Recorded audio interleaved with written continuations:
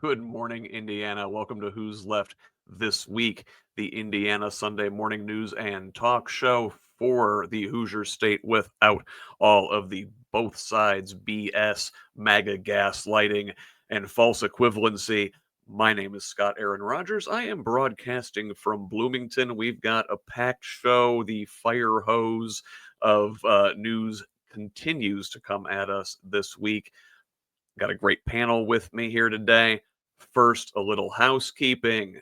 If you are on YouTube, be sure to like this video, subscribe to Project Next, check that bell so you get notifications whenever we're broadcasting live. Lots of great content on Project Next lately. Dr. Tim just had an interview with David Pepper this week. Check that out if you haven't yet. Good stuff. You can see that on all of our platforms.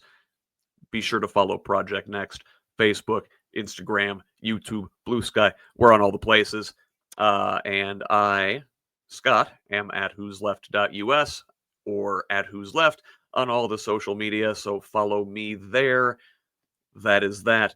Let us welcome our fantastic team back on the show. If it looks like a duck, if it quacks like a duck, it's Michael Potter. Welcome. Thank you for having me, Scott. And I don't know if everybody gets the duck joke, but I'm running for House District 47, and it has been gerrymandered to look like the shape of a duck, kind of a 8-bit, 16-bit duck from the old Duck Hunt game. Yeah, I used to love that game, man. That was a good time. Yeah. You know what else is a good time?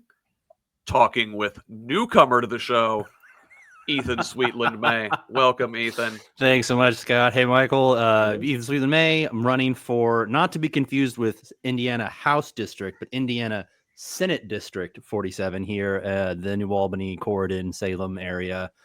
And yeah, I have to say, like, gerrymandering is a real problem, but it is nice that if we're getting gerrymandered, it can be a little whimsical. You know, like a little, like, I mean, like I like my district just looks like an hourglass, and there's nothing interesting about that. Look at that. Michael Potter with the unsolicited duck pick. But yes, you better be good on your enunciation there. Very good. I think we should lean into the whimsical with the gerrymandering and just make all of the districts shaped like fun creatures. Like we you could get get like duck, maybe, you know, from the dog. unicorn district. Yep. Yeah, I like it. Good time. Good times. All right. Well, we've got another newcomer on the show this week. Really excited to have a couple newbies joining us. And she just disappeared before I was about to bring her in. Yeah. But we are going to welcome our good friend Renee Mather to the show. She will be joining us here in just a second. You know, I'm gonna fill some time. So Michael's running in House District 47 and Ethan's running in Senate District 47. I saw the two numbers were the same, and I thought we were going to have a tussle here in the before I realized. I concede to Michael. I don't concede to my actual opponent, but I concede to Michael. Yeah, we get together. We'll pick different offices to run for. So I'll tell you what I'm going to do while we're waiting on Renee to get back in here. Let's go ahead and start. Oh, hey, there she is. Hi. We were just about to move on without you. Just in time. Yeah. Renee Mather, a woman who wears many, many hats. I do. Can you tell us about a couple of your hats? Yes. Well, I'm secretary for our local executive Democratic committee. Started that on March 1st. In January of 2024, I was appointed to a position deputy chair for administration with Adam Dickey of District 9, Democrat Executive Committee. That has been changed to chief of staff. So I do that. And I, in the past 22 weeks, started a 501c3 and C4. The Washington County Community Action Coalition is the C3. Washington County Community Action Network is the C4. And I am one of the cardinal leaders for our Washington County Pride Queer Straight Alliance group. Started that with a group of people 5 years ago. Wife, 23 years to my husband, and mother of 5 children. Absolute When legend. do you sleep? This is a good question. This is a thing that people know, but I don't sleep. Yeah, Michael is. I try to do the sleep thing. Sometimes I do, sometimes I don't. You went to let me in here, and my internet was like, nope, and I got the rings of death. So, thanks for. But we are glad you're here now. Interject here. You know, we're down in French Lick a couple of weeks ago for from Democratic administration, and I think I'm up just hanging out with some folks I don't see very often at 1 o'clock in the morning, 2 o'clock in the morning, something like that, and here comes Renee working, doing, got to do this, got to do that. I'm like, where did she come from? And why isn't she sleeping? It was my first party, Michael. It was my first party. Always working. So good. Well, I'll tell you what. You know what? This is a nice segue because you rarely are up to any good at that time of morning, and while you guys were, someone who wasn't a few months ago was State Senator Mike Bohacek from Michiana Shores. Drunk driving up in Michigan City. Let's hear it for the 219. That's my hometown. They know how to turn it up there. So the state senator was initially charged with 3 counts of operating a vehicle with an alcoholic concentration equivalent to 0.15 or more. He was 3 times over the legal limit. Operating a vehicle while intoxicated in a manner that endangered a person, also a Class C misdemeanor, and operating a vehicle while intoxicated, a Class C misdemeanor. So he pled guilty to 1 misdemeanor drunken driving charge this week, calling for $110 in fines, $189 in court costs, $200 for countermeasure fees. He was also ordered to complete a substance abuse evaluation and participate in therapy. Say, Ethan, is that a sweetheart deal? Did he get off easy? Well, Scott, there's a lot of ways I could talk about that, but the one that comes to mind most immediately is that I've been talking to people a lot about misdemeanors recently because the favorite misdemeanor that everybody wants the book thrown at right now is undocumented immigration. And they want people who are undocumented immigrants to be arrested, not given due process, thrown into detention camps, and summarily deported to places like Uganda. So, I mean, from where I'm sitting, that seems kind of soft. It seemed. I mean, I think he's a little.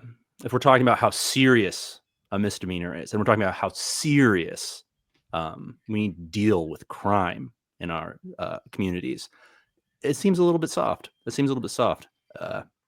at the very least, maybe a double standard. I live in Bloomington. I worked in hospitality for many, many years. A lot of my employees were, in their early 20s, maybe just figuring out how to navigate the world, and maybe got into some trouble and got themselves a DUI and had to do their time. I want to see Mike Bohacek on Road Crew. That's all I'm saying. So let's stay up in Michigan City for a second. And so this week, the Indiana Supreme Court finalized an October 10th execution date for Roy Lee Ward. In its ruling, the court rejected arguments that the state's lethal injection process poses a constitutional risk and said Ward had not met the legal burden to reopen his case. We've talked about the death penalty up here before. Also, it turns out just a couple weeks ago, the Department of Corrections in Indiana changed course and said they plan to keep the state prison in Michigan City open beyond 2027, when they had previously announced closure to the Civil War era Indiana State Prison. Michael, just a couple thoughts real quick on keeping this prison open and still executing people in the year 2025? We're a pro-life state, right? So, isn't that what everyone claims is what they're voting for, is pro-life? And but man, when it comes around to the death penalty, the pitchforks come out really fast. And yeah, I'm over it. And I really don't have a whole lot to say about that. Like, it doesn't make sense. And not a lot of things make sense in our government right now. So I'll pass it on. Yeah. So also this week, let's move on down to Indianapolis. There has been an abrupt leadership change atop the Civil Rights Commission there. This is from the Indianapolis Star. The Indiana Civil Rights Commission is an agency charged with enforcing civil rights law and investigating discrimination complaints in the workplace, housing, and other areas of civil life. Jose Evans, a former Republican Indianapolis City County Councilor who took the helm in March, resigned on August 22nd after only 5 months on the job. Governor Braun appointed J. Philip Clay, a Republican real estate investor who previously ran unsuccessfully for State House, to replace Evans. So the circumstances surrounding the switch-up are unclear, but 2 former employees and contractors of the agency spoke during a public commission meeting in May about a work environment under Evans characterized by aggressive behavior and a climate of intimidation. Both told the commission board that the state's Human Rights Resources Department was aware of multiple complaints. Renee, any comments? I mean, where do you begin with this stuff? Like, sorry, laughing. Like, we were talking a few minutes ago. This used to be hours that I went to church. And we're talking about people stripping humanity away, right? By hours I went to church, I mean 10:30 to 12, right? And here we are doing a podcast where we're trying to ask people who were in these church settings before to honor humanity of other people. Like, I hear what you're saying, and I know I'm supposed to have a political response, and I just sit here like, why are we not caring about other humans so they can be humans? Like, and how many people are in church right now like, oh, we gotta, like, I'm sorry, maybe I'm not. I don't think I'm answering the question. No. You make a very good point, because like the political is supposed to be human, right? I mean, that's the reason that people are supposed to be getting into politics, or for very human reasons, to make lives better for people. And it's just a shame that it seems like wherever you get Republicans into office, there's just a lack of professionalism, and there's just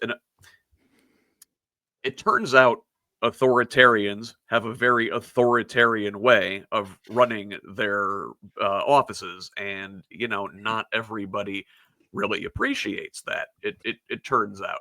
Well, can I go add ahead. to that? That's where I see the hierarchy of okay, I know we're going to touch on the Beckwith conversation possibly, but you're so taught in church that the man is the head, the woman is to submit. And I went to those types of churches for 20 years of my life. And when you say hierarchical and Republican, they think that if you don't have one person in charge, there's no way forward. And quite frankly, having multiple people adding to the conversation and making sure that you're seeing, like, if they were really functioning the way the Bible was saying, sorry, I don't mean to bring Bible into this, but I am. So there was this documentary we watched once, and they were talking about how young Jewish children are taught in school to see things through a jewel. Like, if you hold up a jewel to the sun or light, and it casts things, you will see a million different outcomes, correct? Mm-hmm. And the purpose, and I'm paraphrasing because I'm nervous, but whatever, is you get all of these perspectives, and yet you still have one whole piece, right? And if we were doing any type of leadership that way, it's why we have in our local pride group, we have 5 cardinal leaders. I am not the leader. We have 5 people, and we highlight each of their strengths, and we work together as a structure to get something done, you know, to protect our group or whatever. So if your perspective is that one person has to be in charge and have the vision, and you're doing it all hierarchical style, obviously that's going to bleed from church into politics, because that's the area that we live in. It really is, I think, a fundamental difference, I think, between the left and the right that you get at is the you know, it's empathy. Like, you know, being able to see things from all these other different points of view is empathy. And right now you have this trend on the Christian right to talk of empathy as toxic. It's really weird, and it's really gross. And yeah, the only right-wing response to anything, it seems like, you know, force and punishment. Speaking of, so still in Indianapolis, city leaders on the wasn't the city county council, it was the Public Safety and Criminal Justice Committee, voted down a proposal at a Wednesday meeting about curfew violation fines for parents. So earlier this month, the City County Council approved a 120-day curfew for youth in Indianapolis. We talked a little bit about it here on the show after a mass shooting on 4th of July weekend. So this curfew made guidelines more strict for when teens under the age of 17 can be outside. This proposal would have instituted like a tiered system. So a written notice for the first offense, a $500 ticket for a second offense for the parents, and a $1,500 fine on third or subsequent offenses. So the Public Safety Committee rejected this, rightly, I think. But the FOP president, Rick Snyder, says council members sent the wrong message with their decision, saying harsh punishments are needed to prevent further death and violence. And it seems like this is just the exact lens we were looking through these things. The folks on the Public Safety Committee were looking at the facets. FOP President Snyder is like, no, there is only stick. There are no carrots. Ethan, sounds like you have thought. Well, I mean, if only we had actual examples of real problems like violence and youth violence in heavy urban environments being constructively addressed. If only we had examples of that, like, I don't know, Mayor Brandon Scott in Baltimore. If only he had done anything that could show that crimes rates in his city were at 50-year lows because of things like treating violence like a public health problem, collaboration with residents to like open community centers later, have more programs in the evenings, create collaborative, creative environments where people can be, where they can be with people in their community, where they can be with adults who are pouring into them and are invested, where there is money coming from the city to fund these programs. And I don't know, if only there was an example of something like that, I don't know, like, you know, Indianapolis could look at and be like, maybe we could do something like that here, since we are also a large urban city with, you know, right now dealing with like a violence problem, and particularly seeing it affect the youth. This is kind of what drives me crazy. And speaking to the somewhat conservative instinct to lean heavily on punishment as a way to solve your problems. The idea that like Foolishness dwells in the heart of a child, but the rod of correction will drive it far from him is a much quoted proverb, right? Sorry. Yeah, I'm sorry, Renee. I should have thrown a trigger warning in front of that. Yeah, I didn't know we were doing Dobson on this show today. That's not on the show notes. Oh, we didn't send him off properly last week. The idea that you are a rebellious sinner who must be punished for your sins is a very deeply in the DNA, in the psychology of the political movement that is an outgrowth of the moral majority, in my opinion. But I mean, obviously it predates the moral majority. You have the war on drugs. You have all of these really hardline conservative approaches to crime and to public illness that are punitive and believe that once it hurts bad enough, people will stop, as opposed to it being like, these are already people who are dealing with neglect, who are dealing with pain.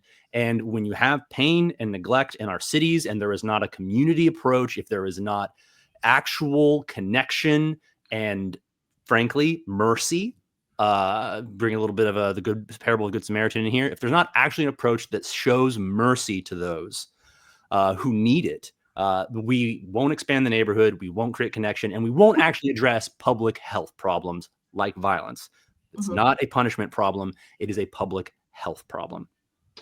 Yeah, 100%. And boy, this is going to keep coming up, I think, again and again this week. And speaking of, facets and looking at things through certain lenses, I'm glad you brought that up, and I'm glad that we have that metaphor, because I think we're gonna use it throughout the episode today.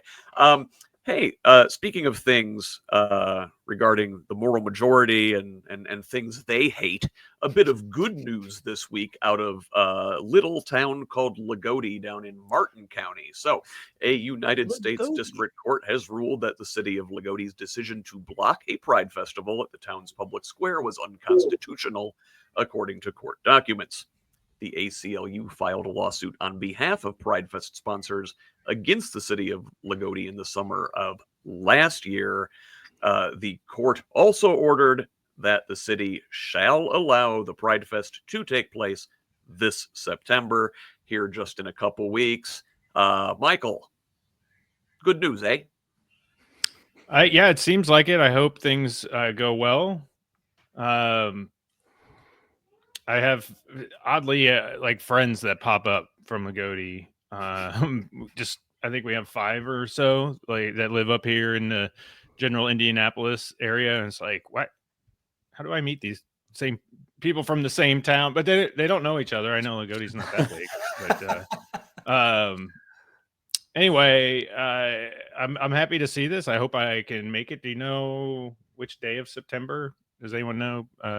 I wanted to say the September 7th. 6th. Okay. It's September 6th from 10 a.m. to 7 p.m.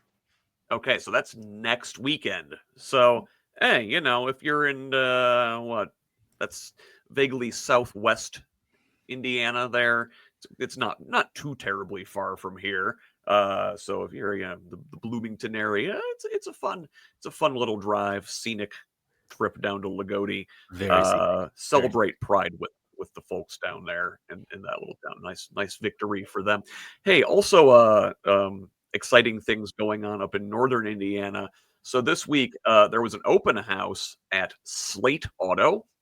They're opening this factory in Warsaw, and it's in an old printing factory. But once it's up and going in full, there's going to be more than 2,000 jobs here, along with about $400 million in investment. So Slate is a startup EV company, got some backing from Jeff Bezos in there. But their whole model is like electric on a budget. A lot of interchangeable parts, sort of a DIY idea. Their base electric truck is supposed to start like under $25,000. Kind of neat. So yeah, this new EV only requires about 600 parts compared to the thousands of parts for a typical truck. I believe this is supposed to be fully up by the end of like 2026, and they're supposed to start delivering vehicles in 2027. Renee, did you see this? Are you excited? Yeah. Would you drive one? want one. Have you seen my cars? You have seen my cars. There's a whole. Are we allowed? There's a whole poo-poo show with my cars. Like one of my children who shall remain nameless. I have 5. We said this earlier. They are 21, 19, 17, 16, and 15. Do you know what they've done to cars? Oh my God. I now have 4 drivers, one of them who got his license on Wednesday. Oh, I shouldn't have said him. And there was a deer. I'm totally throwing him under the bus. A deer hit him the first day. He's all excited driving his car, But the point is, I do have one child also that totaled 2 cars in 6 days when they got their license. So this truck is for you, Renee. My husband is IT guy, right? And he shared this video in our family chat about 3 months ago or something. And I'm like, I want this car. I need one of these cars. I don't know how, when, where, why. And like, honestly, when you said they're building it here, I just freaked out. I'm really excited. Because apparently they've got like 100,000 pre-orders. I am not one of those around them, yeah. yet. But if they want me to, I have an opportunity for this. I'm plugging it right here. I have 1, 2, 3, 4, 5, 6 drivers in my home. If they want to try these vehicles against these first-time drivers, we could be a whole commercial. I mean, they need real life living conditions. This is under duress. That would be a good commercial, actually. And the slalom in Salem. Yeah. I'm saying I have an idea here, and we could make something happen. Because listen, I have a Honda Odyssey that has been to hell and back. Okay. It has been totaled. It had a tree fall on it when we got hit by a tornado. It had it had a deer hit it. It doesn't like to open the front door. And then recently it made its way to Vermont for a trip, and some children couldn't get the sliding door shut. So now we don't act like there's a passenger sliding door either, because it will never close again if you try to open it. And also it has to be unplugged whenever it rains, because a whole other reason. So I have an idea for these Slate folks. It's beautiful. All right, like Slate, reach out. We can work on something here. I'd be happy to do an ad read. So hey, well, now I hate to go like into downer mode, but as we were having fun, but we did see this week that late Colts owner Jim Irsay. There's this expose article in the Washington Post this week that Irsay suffered many setbacks in his longtime addiction to painkillers before his death in May. The Post cited 5 people who had direct knowledge of his relapses, but who requested anonymity because they said they feared retaliation from the team. The Post story says Irsay overdosed at least 3 times since February 2020, including twice during a 12-day span, the first in December 2023 at his home in suburban Indianapolis, and the second in January 2024 in Miami. The franchise was not terribly upfront with what was going on with the owner. I mean, his personal struggles were known. Ethan, do you have thoughts on this coming out? Is this something we need to know, deserve to know? Is this stuff that should maybe be kept in the family? Does it feel prurient for us to even be talking about it? Well, obviously it's prurient, but the entire news cycle tends to be that way. But there also, I think one thing that is really worth talking about here is that drug problems are often talked about as a poverty problem, and obviously it affects like impoverished areas in really significant and highly visible ways, but it absolutely affects the ultra rich in but it's just not as visible, because you can have a whole staff handle your overdose. You can pay for the best doctors to rescue you from the brink of death, and you're not going to get picked up by the cops and put in jail. So on the one hand, the big thing that stands out to me about the Irsay story is it is a commentary on how different addiction works for rich versus poor. That if you are rich, you are likely to get help. You are likely to have people cover for you. You are likely to see the best doctors. You are likely to have the best chance of recovery and change. All that is not enough to beat addiction. The idea that like, oh, well, if you weren't so poor and lazy, you could beat addiction. Like, obviously that's not true. And the other part of that is that we have to talk about the fact that Americans and people around the world, but Americans are in pain, and we do not have good solutions, and we do not have good programs to support them through getting treatment for pain and then coming off of treatment for pain and having long-term support to help people on their journey with pain. And it's been that way ever since Harry Anslinger stepped up and started the war on drugs. It's a pet topic of mine. It is a war on drugs. It is a war on our neighbors. It is a war on pain, not to help people in pain, but to punish them for it. And it's been that way. It is still that way. And you see it play out. I wish Byron Holland were here. You'll have to get him on. He could go on and on about this. I know this is his home turf. But if we do not treat people who are in pain like they need help instead of like they need punishment, we are going to continue to get the results we get from poor to rich. And that's what I see in the Irsay story. Yeah. Yeah. Can I add? Yeah, what's up, Renee? Okay. My real dad has struggled with addiction throughout his life. And there was a point where he had gone to prison and got out and had cancer. And but he also had almost no money. He had remarried, and I have 5 half siblings who are half black, half white. And they're amazing. And it was better for him to sell his cancer drugs. I'm not saying anything that isn't known, so I'm going to say this. To sell his cancer drugs and buy something else off the streets to numb his own pain so that he could afford to live with his and raise my 5 siblings. And this wasn't that long ago. And when you said Byron, I was like, yes, Byron. I live in Washington County in Salem. My mom 20 years ago helped implement a program through the Center for Women's Ministries, actually. And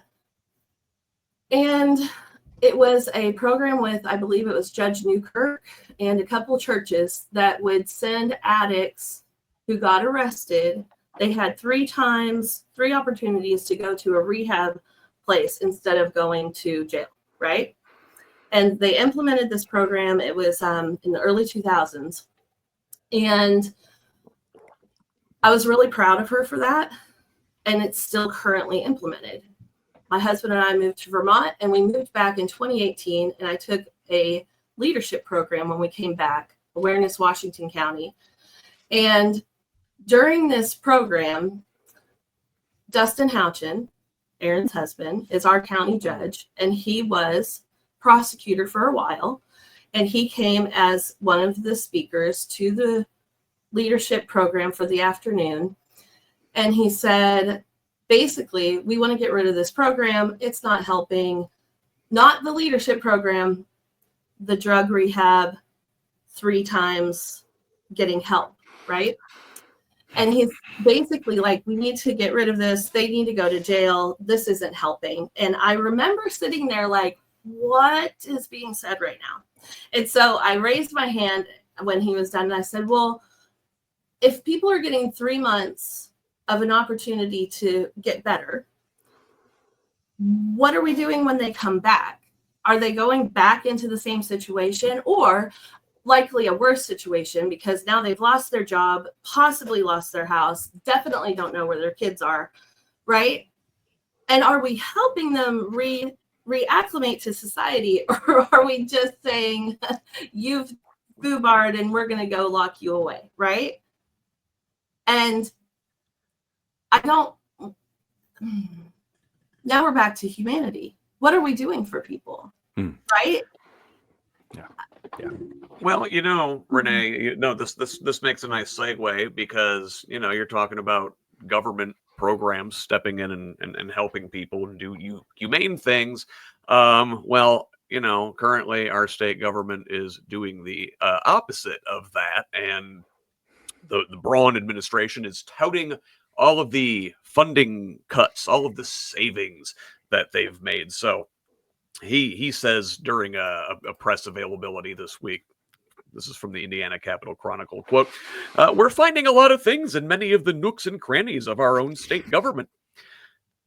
That's what he says. So he's finding what Elon said in Doge, and he's remaking the words so he can echo what he's supposed to say because he's a yes man. Well, all right. So I love a good nook and cranny.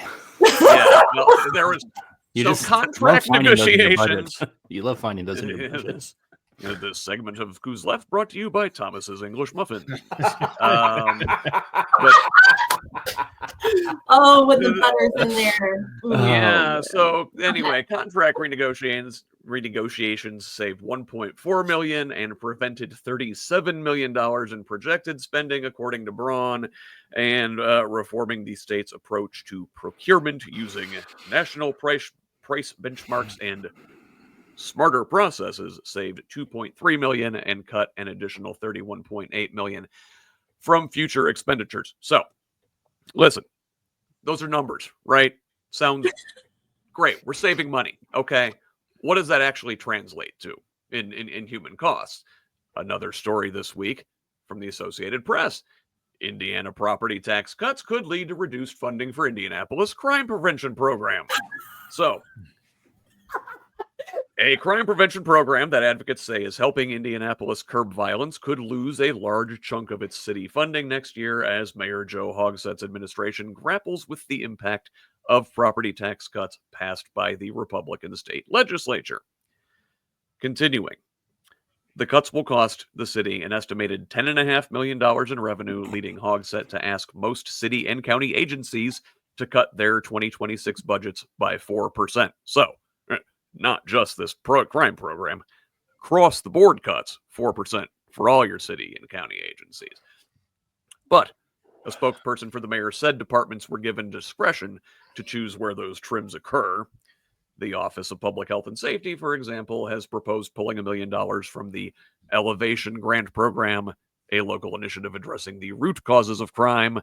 It supports community organizations working to improve neighborhoods, crisis prevention, and people at risk for gun violence. Say, Michael, doesn't this tie nicely back into what we were talking about earlier with taking these things upstream and dealing with root causes, maybe offering some carrots instead of just sticks like the FOP president likes to offer? Did you get that? Hatchable. Yeah, no, even that was the most important thing that's happened yet. That was the most important thing that's happened yet. That absolutely was. But did you catch that, or do you need me to? Yeah, no. Yeah, can you go over that whole thing again? Yeah. You repeat it. I missed it all. 3 minutes. Okay, that sweet soul. Yes. Yeah, you probably could kind of see my arm go up, and I was like, it was stop, and then I was like, just come in. What the heck? Yep. You did well. You did well. Yeah. So I love my little girl there. I was accused of indoctrinating her by bringing her to the Atterbury protest. Beautiful. I swung it around on that one because she was holding a Jesus was an immigrant sign from one of the local church groups that was there, who my daughter made friends with, and we went to the playground afterwards. It was a great time. Beautiful. So I kind of swung it like, I understand how you think teaching a 5-year-old about Jesus would be indoctrination. I'll try to curb that. No response. I got no response to that. The irony. Yeah. Listen. And it kind of it goes with this theme of humanity that keeps coming up. I use the term now a lot, work, in that I get the feeling as I pay closer attention to politics and not just the TV side of it, but what's actually going on. And I feel like the folks in office now, they got there and they got this title, and we're like, okay, I won my election, I got a title, and that was my goal. And it's like, no, the work is just starting at that point. And I say it to the elected officials, let's get to work, but I really try to talk to the voters about, hold your elected officials accountable, pay attention. They should be working for you, working for us, not, sitting there, I got my title and I'm done. And now I'll hand down these grand plans of cost savings or cutting programs. And I don't consider cutting programs being a cost savings. That's cutting programs. And many times it's things that would probably be useful. And that thread can go on and on about, just trying to suppress a certain amount of the public to, keep them uneducated or keep them in poverty, blah, blah, blah. We could go on for that for a while. But ultimately, cost savings are great. I'm sure there's a lot of cost savings in there. With Doge, the idea of Doge was fine. Like, let's go and make things efficient. The problem is that's not what they were doing. And that's, again, we'll get yelled at like, oh, you guys don't want cost efficiency and saving. Democrats want to spend money. No. We want you to actually do the cost savings. If that's what you're saying you're going to do, then do that and not be performative and actually spend more money in the process, really, to get Elon Musk out of a ton of regulatory trouble that really would have hampered his businesses that he hasn't hampered himself already. Yeah, that whole thing turned out to be just like a giant boondoggle, and the Indiana version of it isn't turning out to be a whole hell of a lot better. What would Jesus do? Would Jesus pull crime prevention funding, or would Jesus spend more money on the cops? Again, it's one of those things. If you want to put it cynically through a cost lens, fine, it's cheaper to spend money on prevention than it is to spend it on incarceration down the line. That's just Yep. facts, but it doesn't fit with their worldview. Michael also mentioned that, these folks get into office and kind of are happy with their title and don't really do the work of serving their communities. One of the ways they keep themselves in power is through redistricting, through gerrymandering, and this story is still in the news this week. We saw Texas passed their new gerrymandered maps, and California with Gavin Newsom's fighting back. Missouri just called a special section this week at Trump's behest to redraw their maps. Perhaps they'll get some ducks and unicorns and hippopotamuses and whatnot for their districts. But here in Indiana, we know that Trump has been pressuring our Republican lawmakers to call a special session and redraw Indiana's maps to maybe steal another congressional seat or two. So our Republican legislators went to Washington to kiss the ring this week, visiting Trump at the White House and getting an audience with Vice President J.D. Vance as well. So after the meeting, one staunch opponent of the redrawing, Seymour Republican and life of the party, Jim Lucas, said that his stance has softened. Go figure. Previously a hard no, Lucas said he isn't yet a yes, but he's worried about the paralyzing effect a Democratic House majority would have on President Trump's agenda. How could that happen? I am looking forward to that paralyzing effect. Seriously. Can I say one thing about the district? Okay, so I called Byron last night because seriously, the boy is so wise. And he reminded me that Miss Houchin in 2021 helped with the redistricting and gerrymandering in Washington County. And I have a map. I was trying to grab it. I'll send it on at some point. But if you zoom in where Rosebud and Dog Trot and a few right here in Washington County. If you are on this one road, you are in the crosshairs of 3 House districts. It's just ridiculous, right? And she helped do it. And then this is the thing, like, anybody who's believing anything that they say before they vote on anything, they're going to fall in line. The only people who are in administration right now in the Republican, I don't see any of them standing up for what I feel like they would actually believe in if they weren't afraid of losing their job.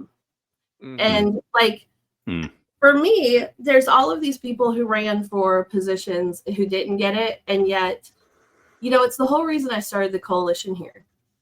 I knew that as the ways we serve our community were taken away, food bank, all of the kids, not making sentences, every community service that is being stripped away, defunded, those needs will be met by the humans in the community who will do their best to make sure that they help their other community members. And so I formed the coalition for that reason. So there was a space for those people to have a way to serve. And it used to be our churches. It used to be churches that would step up. We have a ton of Amish in our county. If one of them is sick or needs anything, the whole community of them comes together and helps them get through whatever it is, right? And I see that as a former evangelical Republican Christian. I see that in the others of us who have left that same mindset, and we're looking around saying, why aren't we doing this for, again, we're back to humanity. And so if anyone, people say they don't want to have political conversations. And then they also say, the price of eggs have gone up, or my mom can't get her Medicaid, or this might happen, or the food bank doesn't have whatever it needs, or I needed a grant and now the grant's gone.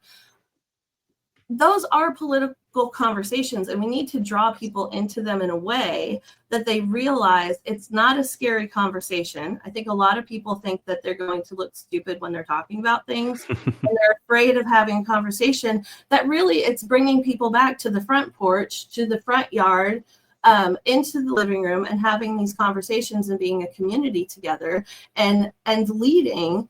Because in my community in Salem, Erin Houchin's office is right there. I could see it out the window if I wanted to.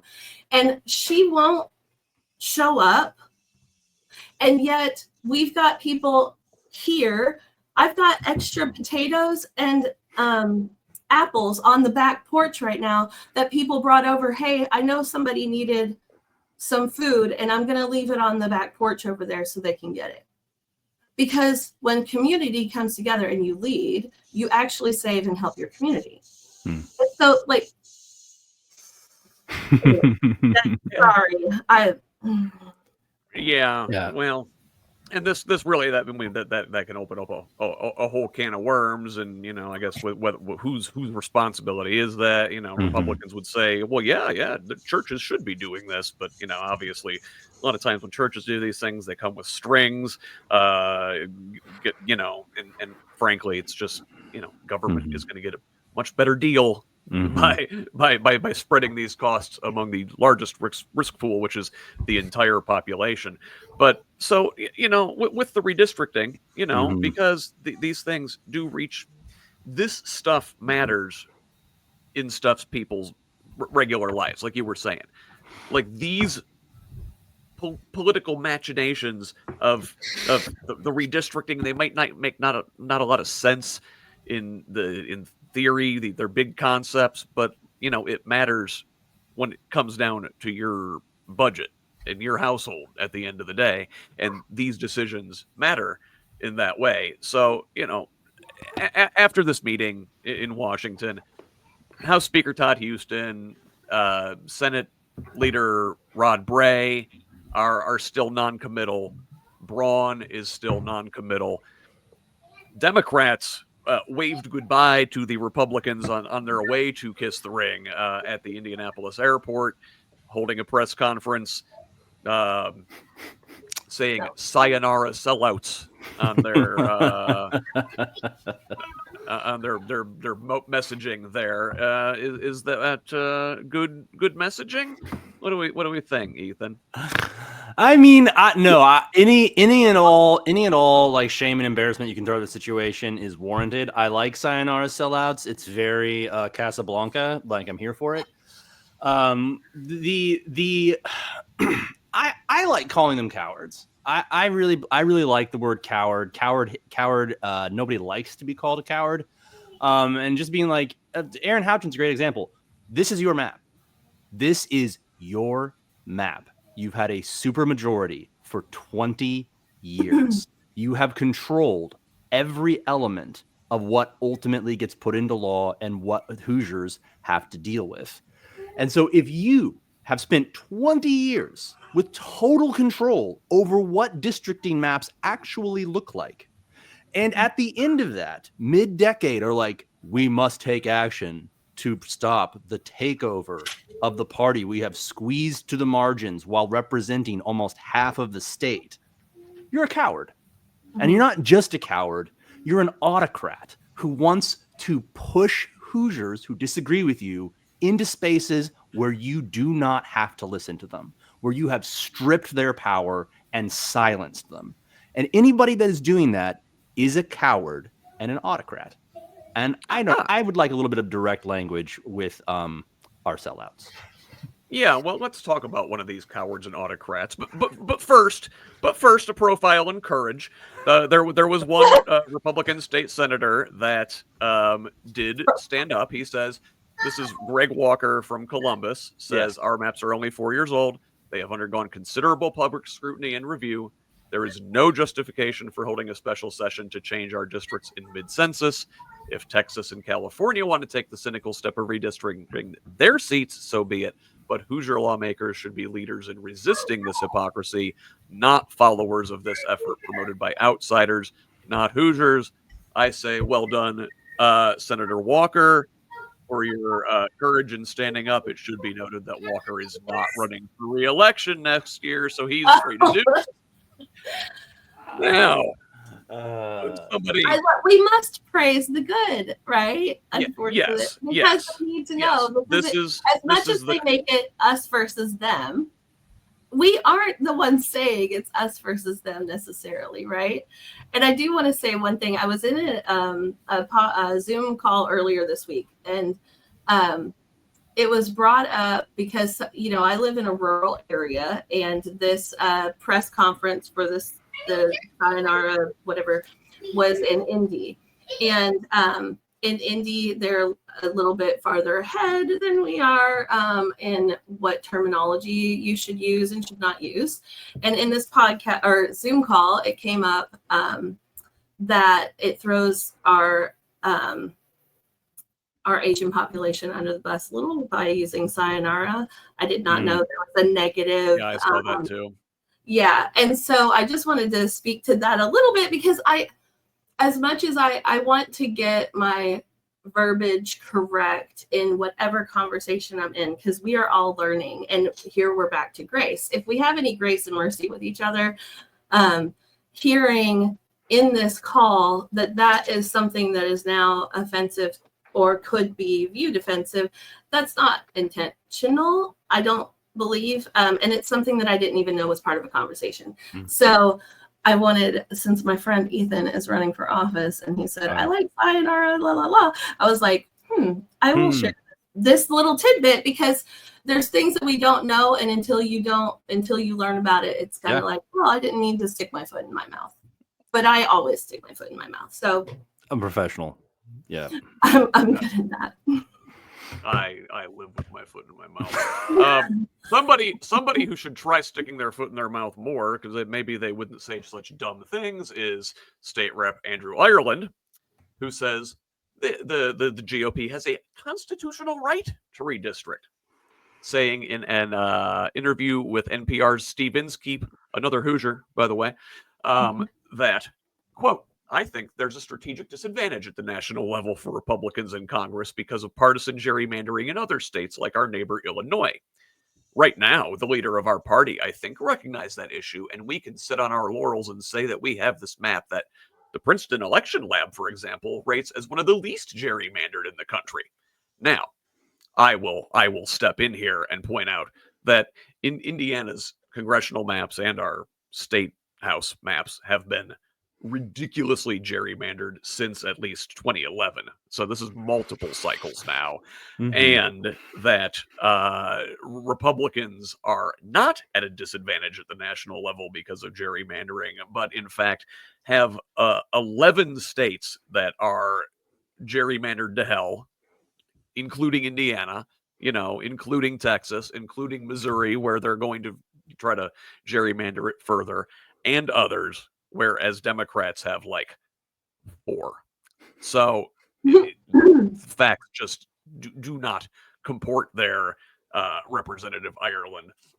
He further says that because, Indiana is like a 60-40 state, that they should have the right to have all of the seats, and that Republicans are more representative of the average Hoosier. Let's see. Michael, thoughts? No, well, it's not what we see, in the voting. So by pointing out whether it's 60-40 or something closer to 50-50, but then how we're represented, he's pointing out that it is gerrymandered by using the data, right? Because we don't have even 60-40 representation in our chambers. So he's kind of making the case for us. This past week, but doesn't realize while he's doing it that he's doing that. No, he says it very confidently, right? And earlier this, I guess it was the end of last week, I went up to one of our Secretary of State meetings where they're talking about changing voting centers versus polling locations, blah blah blah. They had a great presentation, lots of data, lots of science going on, and woke. No, it was their science, their stuff they're presenting. And so my question was, why would we use this scientific data when you would not consider scientific data for COVID or global warming, climate change? And like the room just went, woo. Who's this guy? It was kind of funny because they saved my question for last and kind of made it like our last question of the day. Michael Potter's like, I'm wearing a Blythe Potter for Secretary of State shirt. It's his representatives running the thing. Like, I thought they were just going to leave me out. But hey, that's a duck guy. Yeah. That's a duck guy asking science questions for. That's not what he's supposed to do. You just would quack, you're supposed to just quack and move on.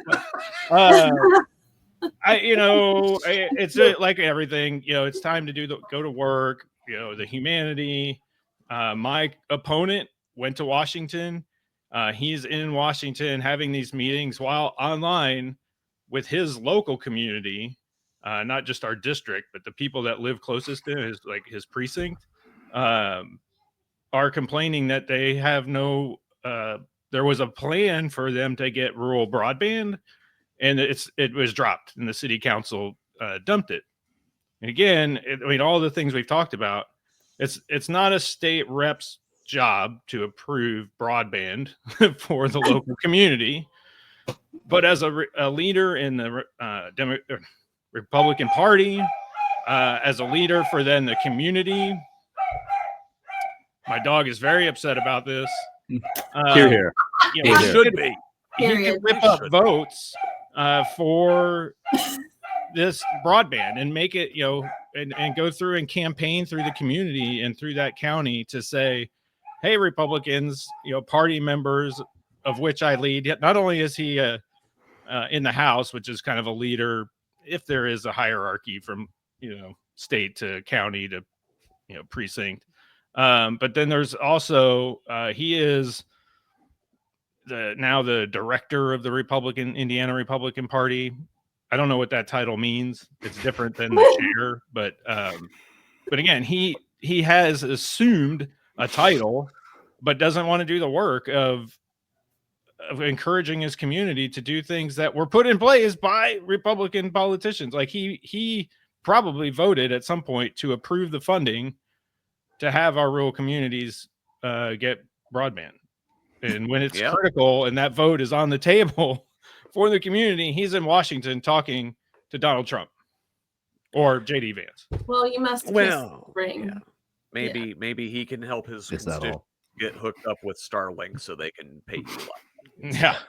Starlink. So let's stay in Indiana here and move on to this next story. Now we've poked around at this one a little bit, but I wanted to just dig a little more this week. So an Indiana Law Enforcement Training Board is weighing a request to decertify the Du Bois County Sheriff. If you recall, Sheriff Tom Kleinhelter was under investigation by the Indiana State Police into allegations of misconduct.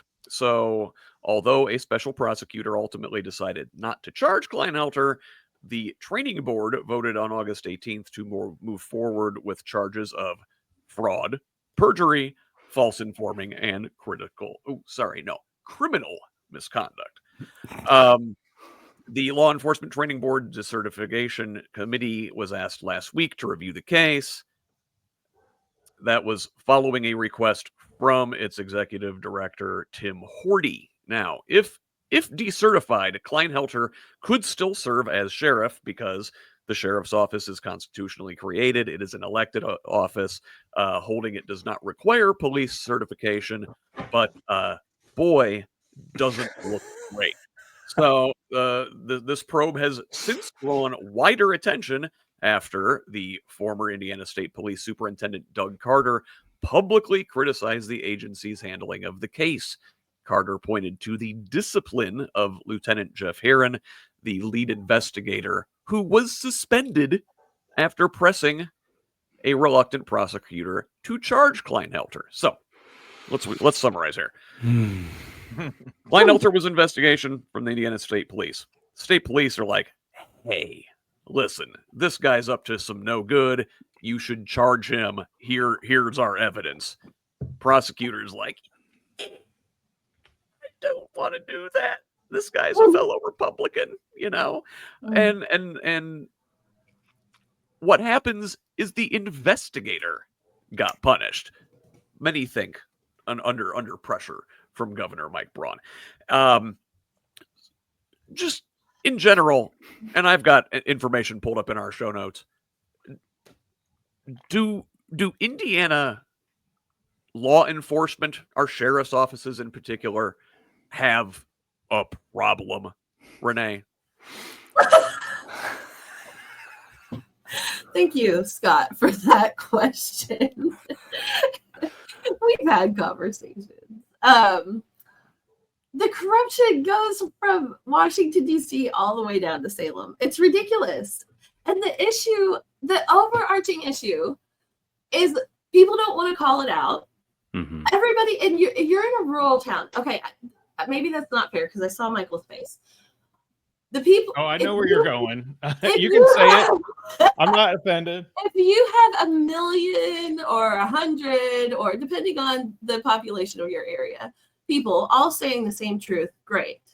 But if you leave it to one person or 2 people or 3 people to say the truth, they're going to try to make you look like the bad guy and they're the martyr, right? Mm-hmm. And so delivery in your area is everything. And like the corruption in Washington, D.C. is mirrored in Washington County, and it goes, I mean, it's going to be like a thread that goes the whole way through and eventually will be uprooted, because I do believe that there's enough people right now wanting truth and starting to be willing to say it, right? Because we don't want to make martyrs out of anyone. They get martyred, then they're like, oh, well, I mean, we're living with a president who, okay, I'm just not going to finish some of those because I don't even have to. The issue is every single person who's willing to do the right thing right now, we need to stand with them and do the right thing alongside them and make it known and talk about these things on podcasts and in our conversations. And go ahead. Listen, I don't want to impugn the entire profession. I'm like, again, I'm sure there are the vast majority are good apples, but man, them bad apples are exceptionally rotten. Right down there in your neck of the woods, Renee, there was Jamie Knoll a couple years ago. He's serving like 15 years in prison right now for swindling taxpayers millions of dollars for cars and planes and vacations. Judge Medlock, who was in charge of that, lives here in Salem. Yes. Yeah, and then we found out in an Indy Star investigation not too long ago that there was like a police gang in Elkhart. We have a Kokomo cop got charged recently with assaulting a 14-year-old girl. Another IMPD officer arrested for child molestation. A former Indiana police lieutenant sentenced for excessive force. This is just in the last 2 years. Ethan, yes, law enforcement is a very difficult profession. It involves a lot of risk. It involves a lot of because of our punitive model, where we keep on insisting that if we have a problem in society, the solution is to punish it. The solution is to arrest it. The solution is to put it in jail. Despite the fact that clearly doesn't help ever. It never helps in the cycles of pain and the cycles of crime.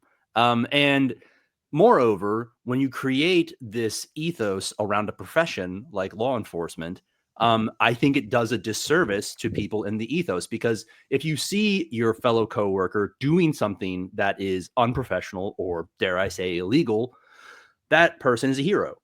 The community sees them as a hero. The community sees them as, more than a public servant, more than your fellow citizen and your neighbor.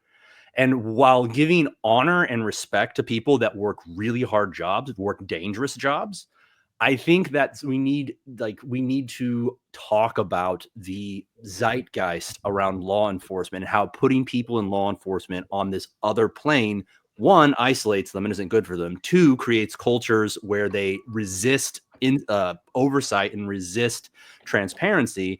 And ultimately, you just want to let everybody be normal. This is a job. It's a hard job. We respect people who do hard jobs, but you've got to break this mentality of insiderism that creates these microcultures where corruption can thrive. It's not always thriving, but you have all the conditions for corruption to thrive when you have all of those things in place, I think.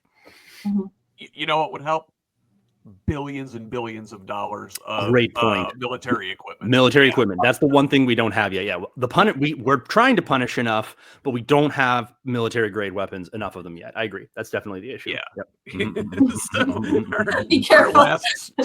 Our last story in Indiana this week, and love him or hate him, you can't escape him. Lieutenant Governor Michael Beckwith back in the news this week, not for anything he did this week, although, he's up to his usual shenanigans. But this week we have a story from the Indiana Citizen.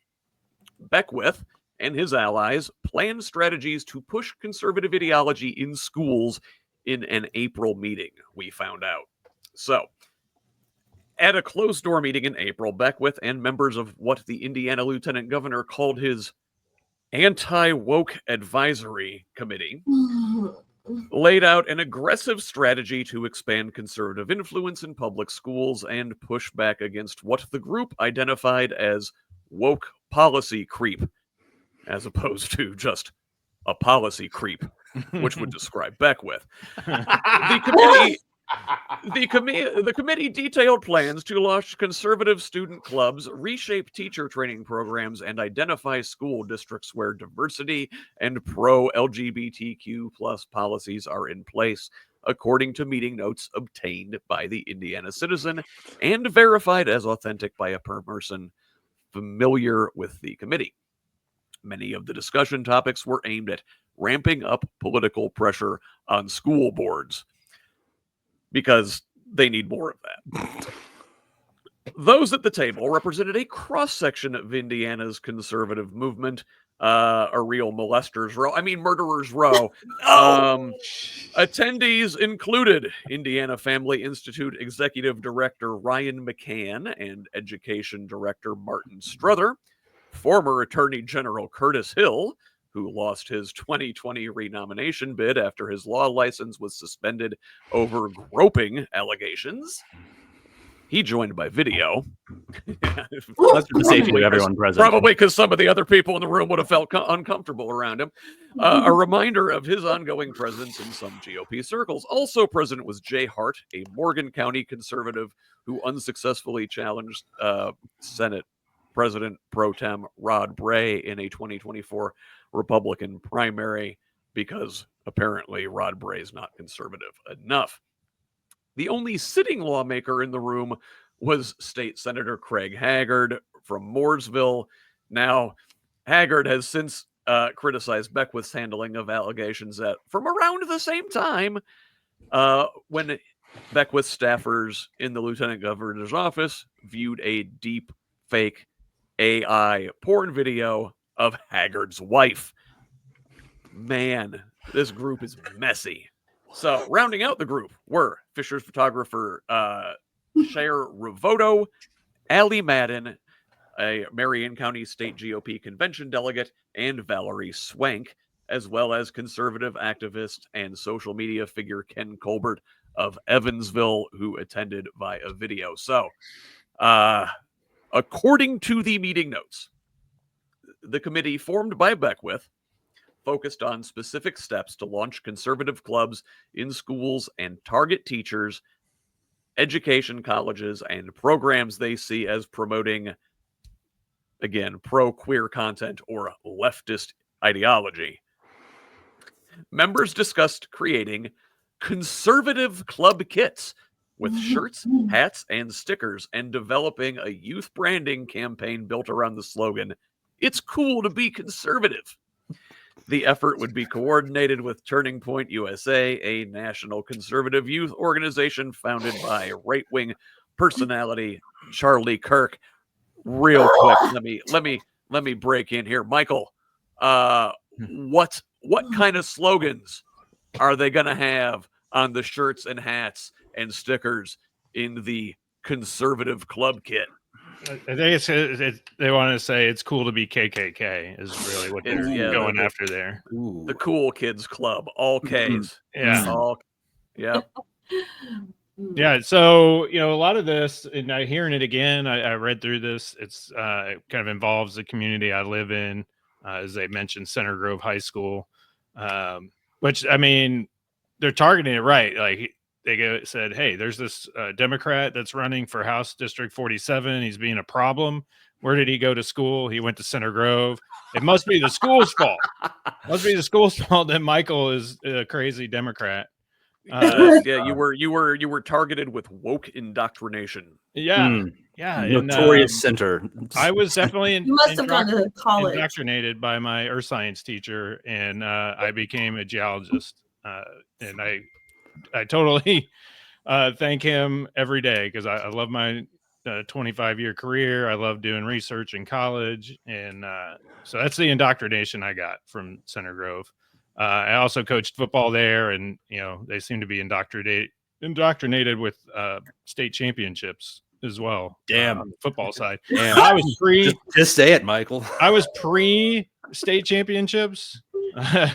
The only thing is, I coached some of the guys in 7th grade that went on to win the first of the string of championships. So maybe that was the start. I was the key in 7th grade. But and when I played at Center Grove, I was I was terrible, but the team was terrible. We had a losing record for the years that I was there. So I get no claim to those state championships, except now I live in the community. Michael Potter walked so Center Grove could run. But as Democrats in Johnson County, we're like, how do we break through these conservative schools and the conservative school boards? Holy moly. Some of them go really far right. And we have some friends that run and ran last year as independent, or as you don't pick a party. And now this year or in 26, they'll run. And they want to stay independent because they think that's what a school board should be. Although they're going to, the right side will definitely declare, because this community is conservative. And so I really don't know where that comes from. I know there was a flag up in a window that could be seen from the road, and that was a big thing. It was LGBT QIA flag. And, I welcome it. I think our schools need to have these welcoming niches. And just because somebody welcomes a population of people, doesn't mean the whole school's changed. Doesn't mean every teacher's changed. It just means there are people that like art. There are people that like sports. There are people that like science. There is a chess club. There is a theater club. There's a marching band. Like, just because we have all these clubs doesn't, and then there's LGBTQIA. There may be a gun club too, and we're not saying we have to get rid of these ultra conservative things because it's a gun club. It's niche, it's clubs and interest of what people have, and allow them to have that. I think it's good. The whole school doesn't change just because a few people gather in a safe space. Yeah, well, just having safe space is apparently a problem with some of these folks. So, you were talking about the school board, like, having very conservative school boards there. Well, apparently some of them are not conservative enough, because to give conservative majority school boards confidence in rolling back DEI or pro-LGBTQ measures, Beckwith's committee discussed establishing an Indiana anti-woke legal defense fund. Members argued that fear of litigation had prevented boards from acting, citing concerns over the high cost of lawsuits if they attempted to eliminate DEI offices or remove LGBTQ inclusive materials. They proposed tapping legal assistance from national advocacy groups such as Alliance Defending Freedom and drawing on the Indiana Family Institute for additional policy support. Man, Ethan, freedom and family. Those are a couple of words that these folks really like to rally around. They do. And then they really taint the brand of a couple things that should be pretty non-controversial, eh? Hey, I mean, it is important to recenter on how central and absolute the authority of the father is in the Christian nationalist and the far right, orgs. There is literally God, and then the biological human father, and anything in between that tries to get in and influence the family and influence the children is illegitimate and a threat. And now that is not everyone. That is not how everyone takes it. But even the presence of that as a grounding ideology is very, very present in these conversations. And so, if you believe that being gay or being trans is something you catch, is like an idea that you get infected with, that then makes you that virus. Yes. No, literally that. If you believe that, then exposure is the danger. Exposure is the danger. And the idea that you as a parent may have beyond your control a child that is a way you do not understand and do not accept is terrifying to many, many people. And that's really that now we're starting to get to the heart of this issue, where people are scared of the idea that they could have a child that they truly do not understand and disturbs them. And that is exactly what these clubs are for. They are so that people can feel comfortable being themselves, whether that is the chess club or whether that is whatever the club, the thing that you feel safe and comfortable being yourself in this environment. That's what that club is there for. And there are people who are very worried about the idea that their child could be gay or their child could have questions about that, and that could be outside of their absolute control. And I think that we need to be honest as a community. I think we need to be compassionate towards people's fears and concerns. And we also just need to address point blank, like, what are you really afraid of here? What is it that you are really trying to prevent or trying to address? Because I mean, besides the fact that like it's cool to be conservative is maybe the least cool thing anyone has ever said ever. If you have to say it. Like if you have to say it, which just really goes to show that it major, like again, coming back to this idea that like this is about the men in the room. This is about the dudes who want control. They want control of everything. They want control over what's cool or not. Yeah, no, we're cool. You're not cool. We're cool. It says so on my shirt. It's like, damn, you won the argument there. You are cool. And you made it illegal to say anything else is cool, or for anybody to think that something else is cool. They were worried whenever gay characters were appearing on television. They were worried whenever it was becoming visible to people, because they're like, well, once people begin accepting it, once people begin seeing like, oh, these are people like me, these are people like us, that it would be more acceptable. They were afraid of that in the 90s, and they were right to be, because when we see that our neighbor is like us, that they have the same needs and worries and concerns as us, overwhelmingly, people begin to come around and they understand that they need to love their neighbor as themselves. But if you can make it go away, if you can make it invisible so that the only narrative about it is coming from people that were wearing a shirt that says it's cool to be conservative, then that's the only thing that you're going to think about these people that we are otherwise making invisible and silencing. But when you let those communities be visible, you let them speak for themselves, you let them interact with the community and be seen as our neighbors, bigotry begins to come down, acceptance begins to come forward, and we have a more welcoming and inclusive neighborhood that is better for everyone.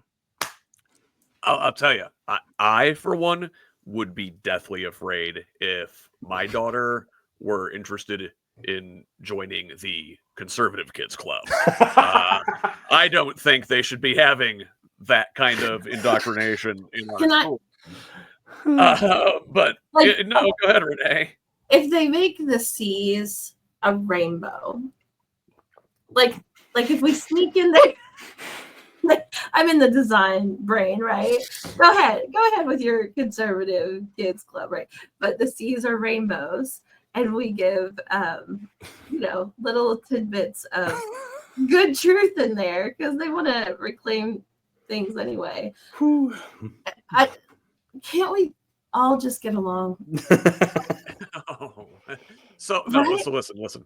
Yeah. No. Okay. According to the meeting notes at this thing, tried. so the group is they raised concern about teacher preparation programs at Indiana universities, which they accused of embedding DEI and progressive ideology.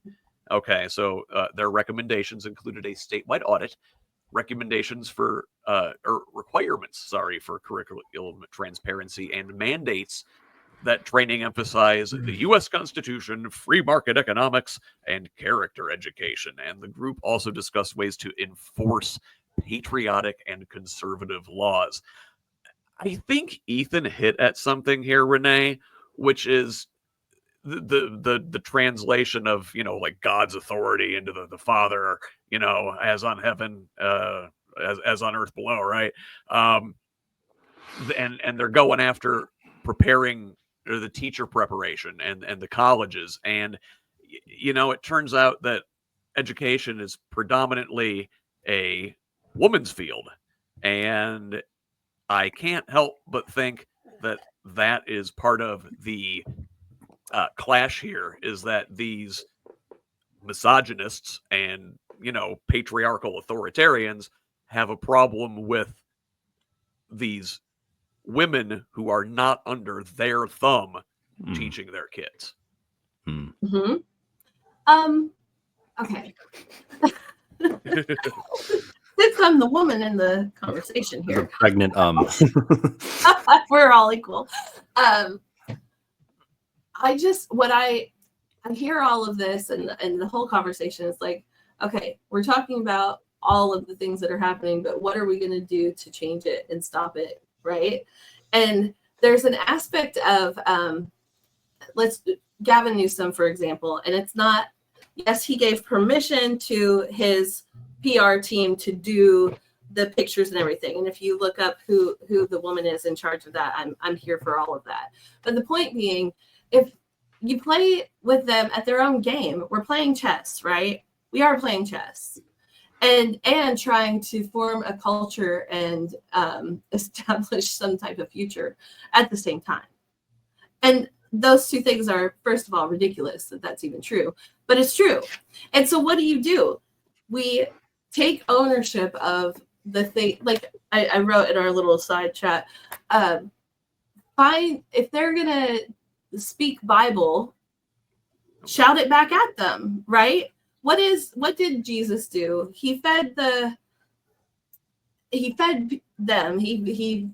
healed them. He turned over the tables. We know the things. And as much as I wanted to walk away from the pain of the things I was taught and told I had to do, I do know these stories, and there is another way to look at them. And if the Jesus story and the Bible is the way that and the culture that we live in, then we speak the truth within that. He was a liberal. He wanted people to. He was a liberator of. I believe Ethan Hawke did a movie called like Jesus Was a Commie, and I'm kind of inclined to agree. Right. So like, I'm just saying, how do we play at the same game? If they're going to have this little club and we throw the rainbows on it, right? And it's like, hey, but we all stand together against the thing. Like, instead of hiding from, we can't say LGBTQ now. If you've got 500 people saying LGBTQ is fine, and you're in a town where only 300 people are in the school, do you get what I'm saying? Like, you flood them with it anyway. They can't go shut all of you up at the same time. Yeah. For sure. Look, listen, I'm an atheist, and you know who I'd really like to see run for president in the next cycle that they're not talking about enough is Raphael Warnock. If anybody can rain fire down upon these Christian nationalists, it is a preacher. Yes. So, yes. But listen, it's not all negative and end of the world fascism, right? There is some happy news this week as we move on to our national stories.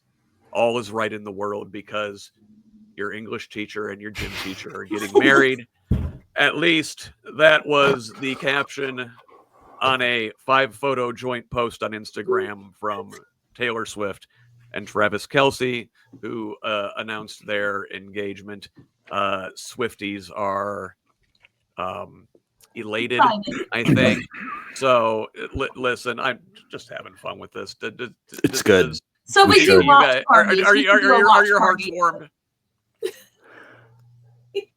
No, I mean, I mean, I am perfectly happy at a very moderate level for any two people that seem to love each other to be together. And of course, I love it when the insanely wealthy get married and give each other $1 million rings. I think it's great. I have no conflicting feelings about it or just like a rising apathy on any level. Genuinely, though, Taylor Swift deserves the best. Travis Kelce is, I don't even know what to say, man. He seems like a nice guy, but he lucked the hell out. That's all. He is absolutely out of his league. I don't care. I stand by that forever. Way, way out of his depth. But I'm happy for them. Michael, you're a father to 3 daughters. Did they convert you? Are you a Swiftie?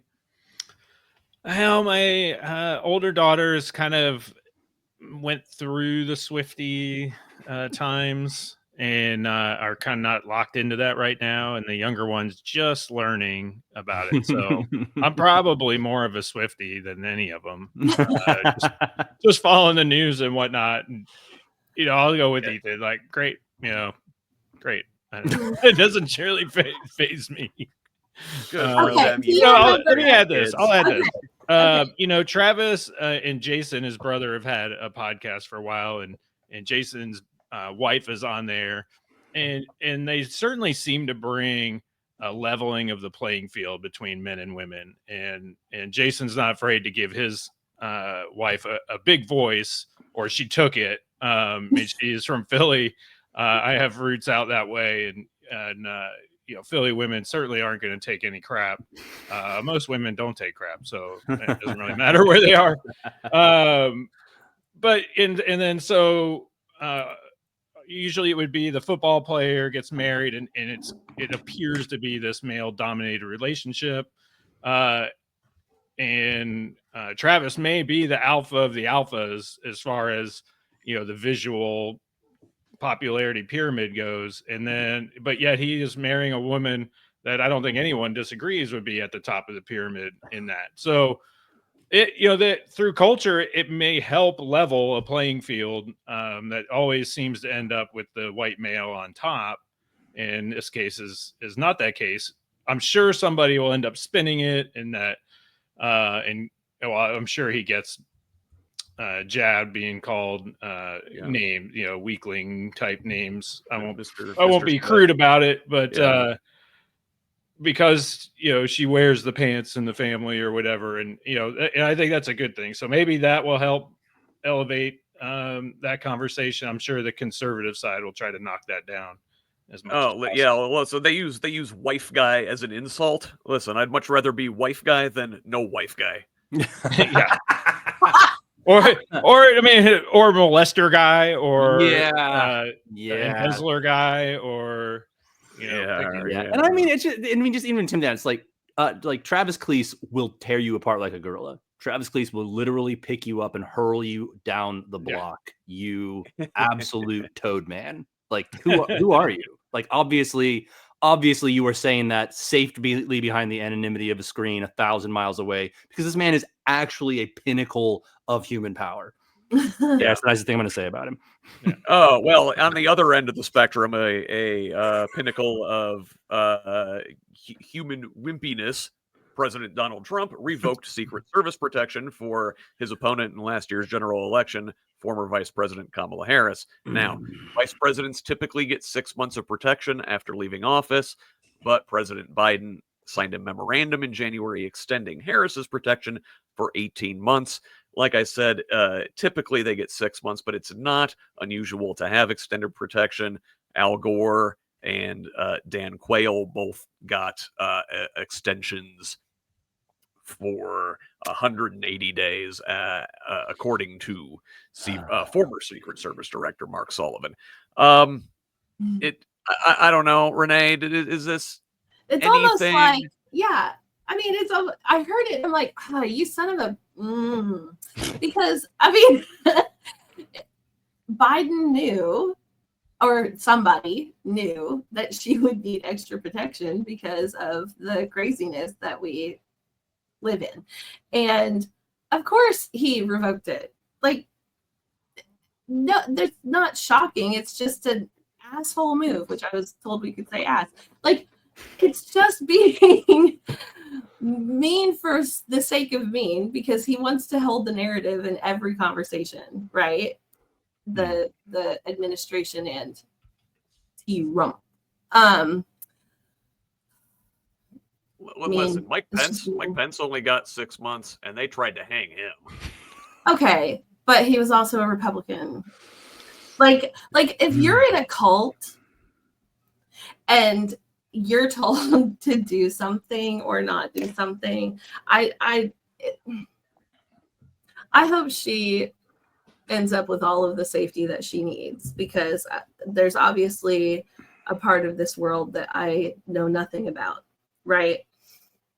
And because of that, the whole conversation about it and him doing it is just for I mean, her book comes out. And so it's like, oh, well, how could I get a conversation instead of having her have the conversation? Oh, I'll do this. It's his only goal is to be in the Senate. Proceeds from sales of her book will go to personal security, probably for the life. Maybe she can get Elsie's to like. I hear they're good. Here's another prominent woman in politics in the news this week. Republican Senator Joni Ernst of Iowa is telling confidants she will not run for re-election next year. Thursday is supposedly the announcement upcoming. Ernst is 55 and has served in the U.S. Senate since 2015. Michael, what do you think?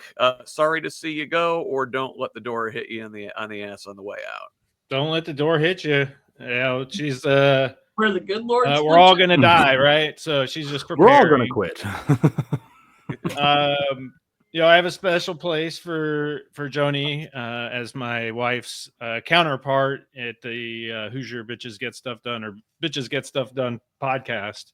Is from Iowa, so we get a lot of Joni updates, and she does a great Joni cosplay. And she does a great Joni, yeah. Yeah, so I'm happy to see it. You have to, you know, I'm always skeptical. One, it's nice. She's been in for 10 years. It's always good to see politicians move on and not just sit there. So thank you for that, Joni. And but they can be strategic. So you always, with Republicans is like, okay, why? You all typically don't give up offices easily. And so where's the strategy? Is she angling for something else? Always looking for that other foot. We're seeing that starting up in Indiana where people are leaving their House seats to go to Senate and vice versa. Well, it could be she just doesn't want to deal with the pressure anymore coming from within her own party. So listen, she joins other Republicans who are leaving the Senate next year, including North Carolina's Tom Tillis, Alabama's Tommy Tuberville, and the still mobile corpse of Mitch McConnell.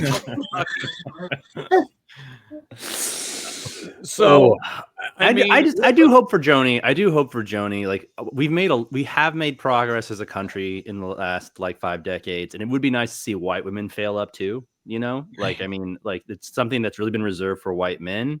And like if we see women start like telling their constituents they're all going to die and then get promoted to something, like I think that we could look at that as progress in a very dark dystopian way. So just throwing that out there. That's just a bone. Yeah, she's shattering a glass ceiling that we really didn't be shattered.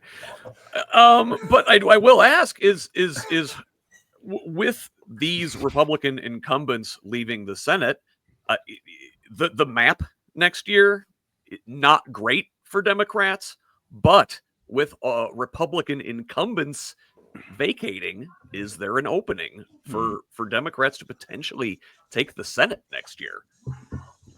What do you think? God, I hope so. From your lips to God's ears. Well, that's something we're fighting for sure. Is getting the candidates lined up and prepared. And you know, within Indiana, for folks watching this in Indiana, I mean, it is Who's Left. You hear us. You're seeing candidates prepare early, right? I mean, I declared certainly to my people that were in the room with me, like the night of the election. Oh, I'm doing this again. No doubt. Like, oh, don't you think you should rest on it? No. I mean, I'm starting tomorrow. Like, I'm excited for this. And why do we wait until March to get started campaigning and declaring? Like, and that's kind of tradition. And we've been pushing the party to say, like, hey, recognize people early. Like, we have incumbents that we have to overcome. So they're campaigning just by being in office. Now we have people leaving office that don't, and we don't even have somebody that's saying they're running against these people yet. So as Democrats, you know, the openings are there, and we do need to step up and step into those spots and be strong and be leaders and do the work. All the things we're talking about here today, I want people to hold me accountable for that, I'm going to hold Ethan accountable for that. Heck yeah. I don't have to hold Renee because she's working all the time, overtime. I'm not getting paid yet. And she's also not running for a public office. She's the one keeping us all in line behind the scenes. So, yeah, Dems, let's step up and fill these seats.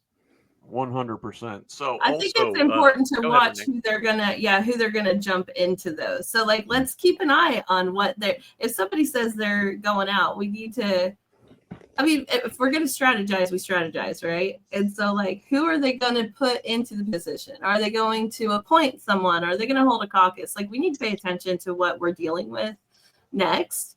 And I think, to speak to Michael's point, what do? We have to get Democrats to go out and vote in the primary. Like, there was one thing I wanted to say. We are not a red state. We are not a red county. And everybody who's red that says that is wrong. And they're saying it because they don't want you to know that we're not a red state or a red county. They want you to think that your vote doesn't matter.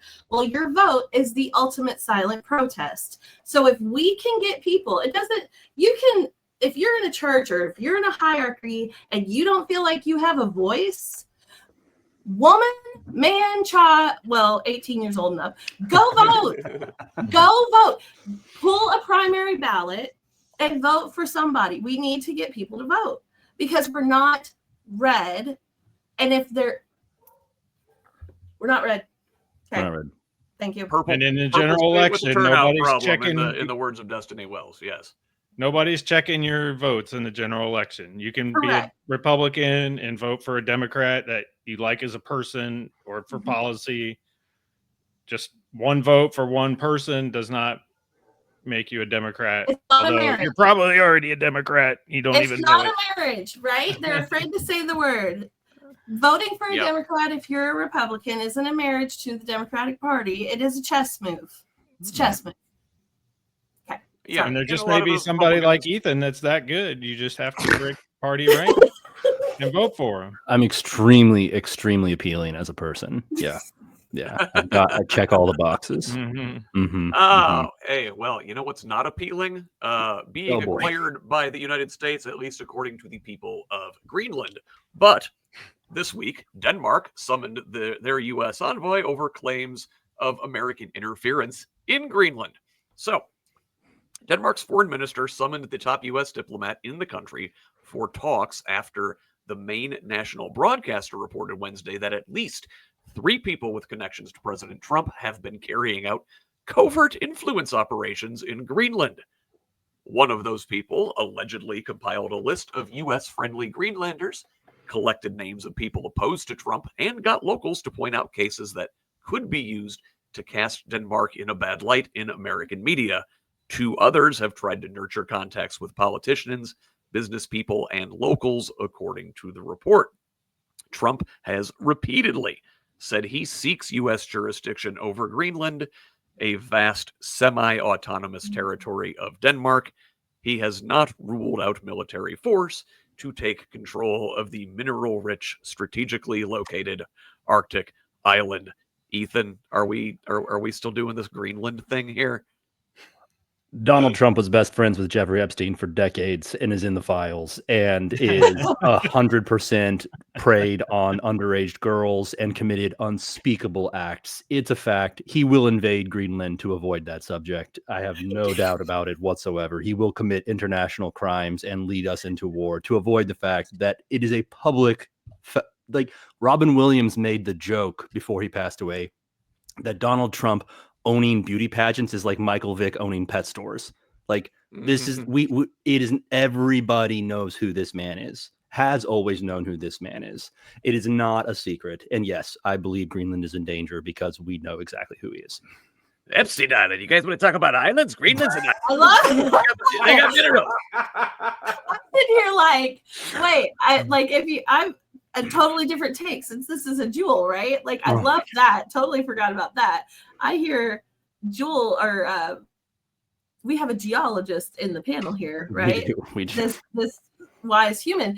And I'm sitting here like, well, yeah, if he gets Greenland and he gets this, all of the people that he wants to connect can connect in an easy breezy circle. So like you went MC route. I didn't even think about that. I mean, no, I see you just like obviously over and over. It is a policy of chaos. It is a policy of distraction. It is a policy of control. It is all for the purpose of amassing power and wealth, right? That's the main policy goal, is amassing power and wealth, and whatever you can do to, loosen things up, make people scared, shut things down.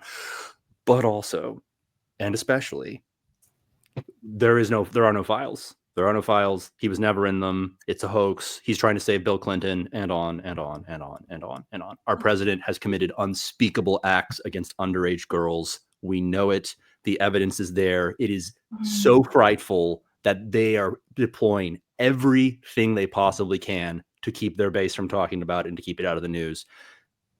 Donald Trump is a pedophile. There. Yeah. Well, I apologize for the morbid segue, but speaking of horrific crimes committed against children, let's talk about this week in Israel and Palestine. So, this week, the IDF began an offensive on Gaza City, saying they've begun the initial stages of this military operation, declaring the largest urban center in the territory a combat zone. Israeli forces have killed at least 77 Palestinians across Gaza, including 47 in northern Gaza City, as the military intensifies its campaign and are attempting to displace about 1 million people still living in Gaza City. On Saturday, the dead included 11 Palestinians who were shot dead while waiting for food aid, and came as the Ministry of Health announced that 10 more people had died of malnutrition in the last 24-hour period. Now, this week, also on the other side of the border in Israel, a massive rally in Tel Aviv of more than 350,000 people during a national day of struggle for a hostage deal and a ceasefire. A quote from someone from the Hostages and Missing Families Forum said, "The government must sign the deal that is currently on the table, and the entire nation demands an end to the war and the return of all hostages." Ethan, do you have some thoughts?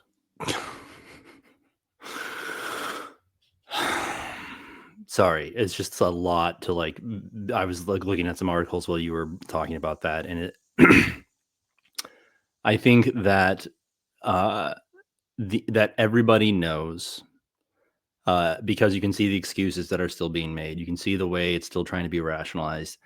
Trying to I just try to picture something the scale of the destruction of Gaza here in southern Indiana, where I live, like along the Ohio River. Like we're talking Clarksville, Jeffersonville, New Albany are flattened. They're gone.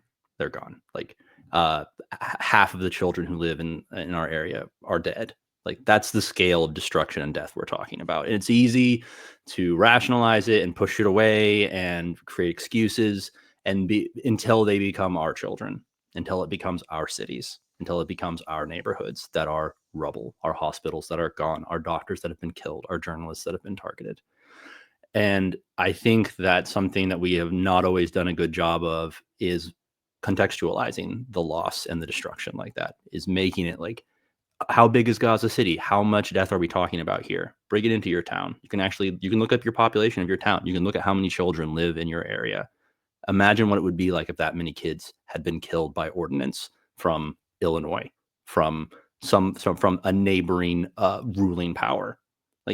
And at this point, I find it. I am having a hard time talking about it, but I think that's what's. I think we need everyone in our country, everyone that has an iota of empathy.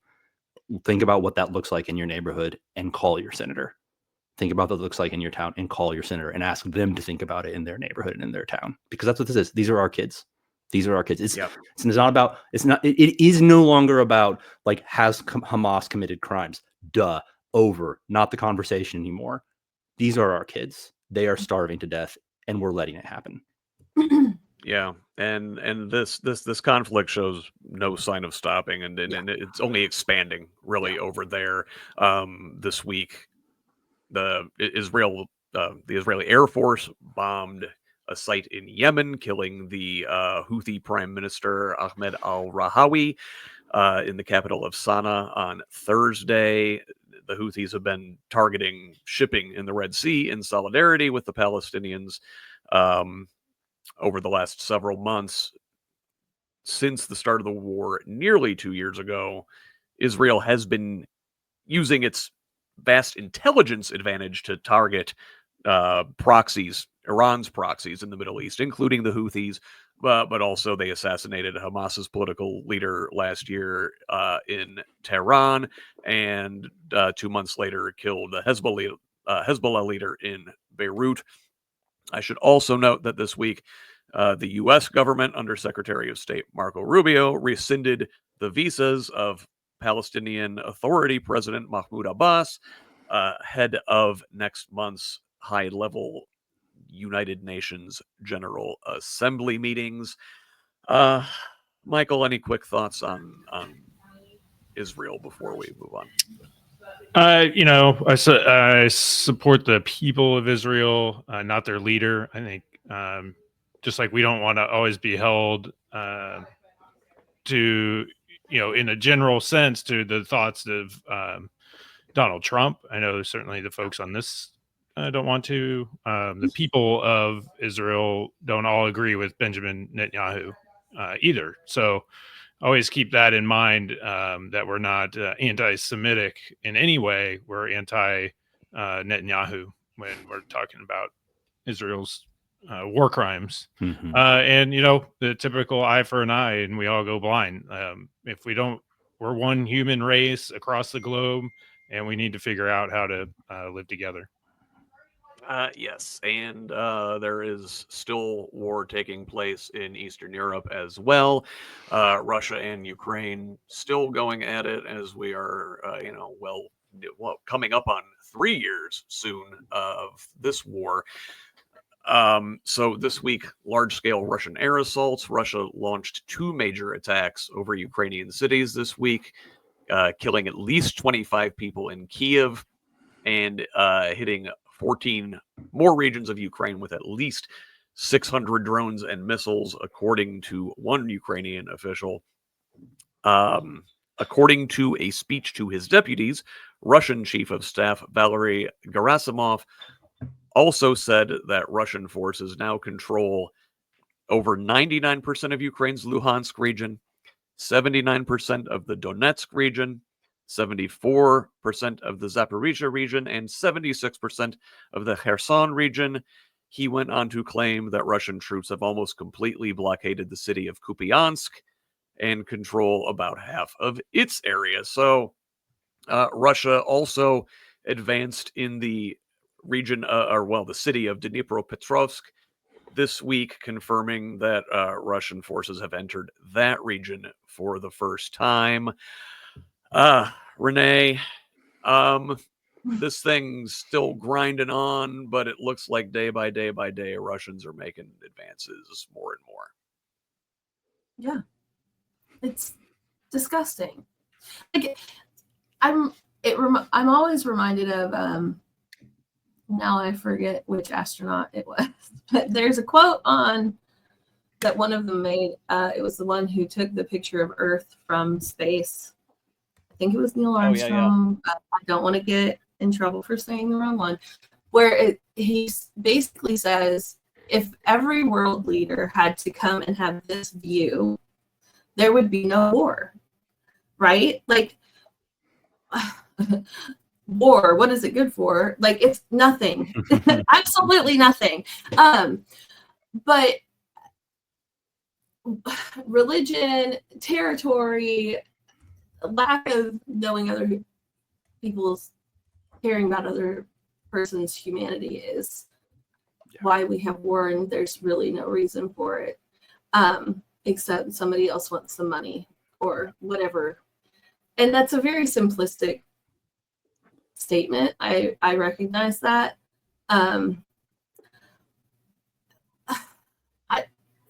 It's atrocious. It's just absolutely horrific what we do to one another as human beings.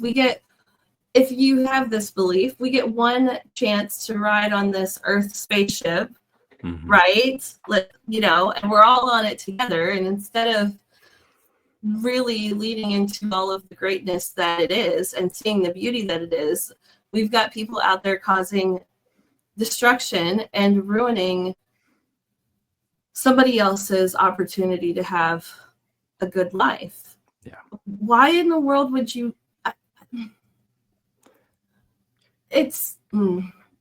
Renee, I had to go look it up because I love that quote too. It's Edgar Mitchell from the Apollo 14 mission, and he says, "You want to grab a politician by the scruff of the neck and drag him 250,000 miles out and say, 'Look at that, you son of a bitch.'" Thank you. Yeah. Thank you. And it's, my God, like I have multiple Instagram pages. One that I started when I was running for city council, and I followed the Gaza, because your algorithm, for those who may be watching and don't know, is based, like my main Instagram, it has everything on there, but I went and purposefully followed Gaza and Ukraine and these things, the news stations from there, or podcasters or whatever, people who are there and living there. And there was a point where I stopped opening those pages for that page for a moment because it was so much and so horrific. And how do you help? How do you, knowing that it's happening and acknowledging it, if that's the least thing you can do that. Because we can't ignore it, right? Like this happened in Africa in the 80s and 90s, where the Ethiopian, all of the atrocities, right? And when you look back in history, anybody who loves it at all, when you realize something was happening and you just didn't know and no one was talking about it, it just makes you a bit crazy. And to that same point, I want to say there are some people who since they don't know what to do, they won't do anything, right? At least following the news stations on, if you're on social media or whatever, it helps them because they know that they're getting the word out of what's really happening. And I'm speaking more to like the people on the ground living there. There are influencers still who are literally trying to share what's happening. And bringing it back to America for a minute, Trump shut down the news. I'm going to get this wrong because certain words don't stick in my brain, but the broadcasts that Americans didn't get about the news, but the rest of the world was getting, speaking about America's governmental news. Is this clicking with someone? We're talking about Free America Radio. Oh, okay, there we go. Voice of America. Voice of America. Yeah. Okay. So that's not there, right? Trump shut it down. And so when the atrocity, like turn it around and look in your own neighborhood. When if there are atrocities happening in America, if those can't get out and we were in the same position, what do we do? What do we ask for? You want your voice heard. You want people to know what's going on, right? And if that's the least you can do, at least follow some of those. The whole thing is just absolutely chaotic and ridiculous. That Ukraine, yeah. I love Zelensky. I want to hug him, and I know we're not supposed to say that. Freak the Trump administration for when they made fun of him with his outfit. Oh, I wanted to. Yeah, dude's trying to lead his country during war. He's got better things to do than go to the fucking Men's Warehouse, you know? He said it. Yes. But you got it something, Renee. They're just because you're talking about Gaza and Ukraine and just the horrors going on here, and there's just it's everything everywhere all at once, right? And like if you look at this week, just if you want to take it down off of the the grand scale of war and geopolitics, and just take it down to one guy and look at what our government is doing to kill Abrego Garcia. And this dude has suffered so much already, and it just it keeps going. So there was a bit of good news, a bit of respite. Last weekend, he got to actually see his family. So if you recall, the administration deported Abrego Garcia to El Salvador, alleging that he was an MS-13 gang member, and they made up the whole the sign that said, "Oh, look, this says MS-13 on his tattoos on his hands." It absolutely did not say that. So his removal to El Salvador violated a U.S. immigration judge's ruling from 2019 that barred his deportation there. The judge finding that Abrego Garcia faced credible threats from a local gang that had extorted and terrorized his family. So, deported him to El Salvador. He was at that horrible C-Cop prison. Mm-hmm. Following a U.S. Supreme Court order, the administration returned him to the U.S. in June, but it was only to face human smuggling charges, which his lawyers have called preposterous and vindictive. I would say, completely made up, trumped up charges. The administration has now said it intends to deport Abrego Garcia to Uganda. Stephen Miller, White House Deputy Chief of Staff and little Nazi troll, said to reporters on Friday that, Garcia said he doesn't want to go back to El Salvador, so we're honoring that request by providing him with an alternative place to live. That smug little shit. So what happened is the Abrego Garcia, they brought him back. They held him in Tennessee on these trumped up charges. Mm-hmm. Last weekend, he was freed last Friday and able to see his family for the weekend. Monday, he was required to check back in with ICE in Baltimore on Monday morning, and they rearrested him. U.S. District Court judge who has been overseeing this case said that the government is absolutely forbidden from deporting him at this time. Kilmar Abrego Garcia's case has come to encapsulate much of Donald Trump's hardline immigration agenda, and now Abrego Garcia's lawyers have put in an asylum request for their client. This is a new asylum request. It could provide a green card and a path to citizenship, but his petition must go through the U.S. immigration court system, which is part of Trump's DOJ. So, a lot here. Michael, tell me your thoughts here. Number one, were you glad to see Mr. Abrego Garcia get to see his family last weekend? Yeah, that's great, and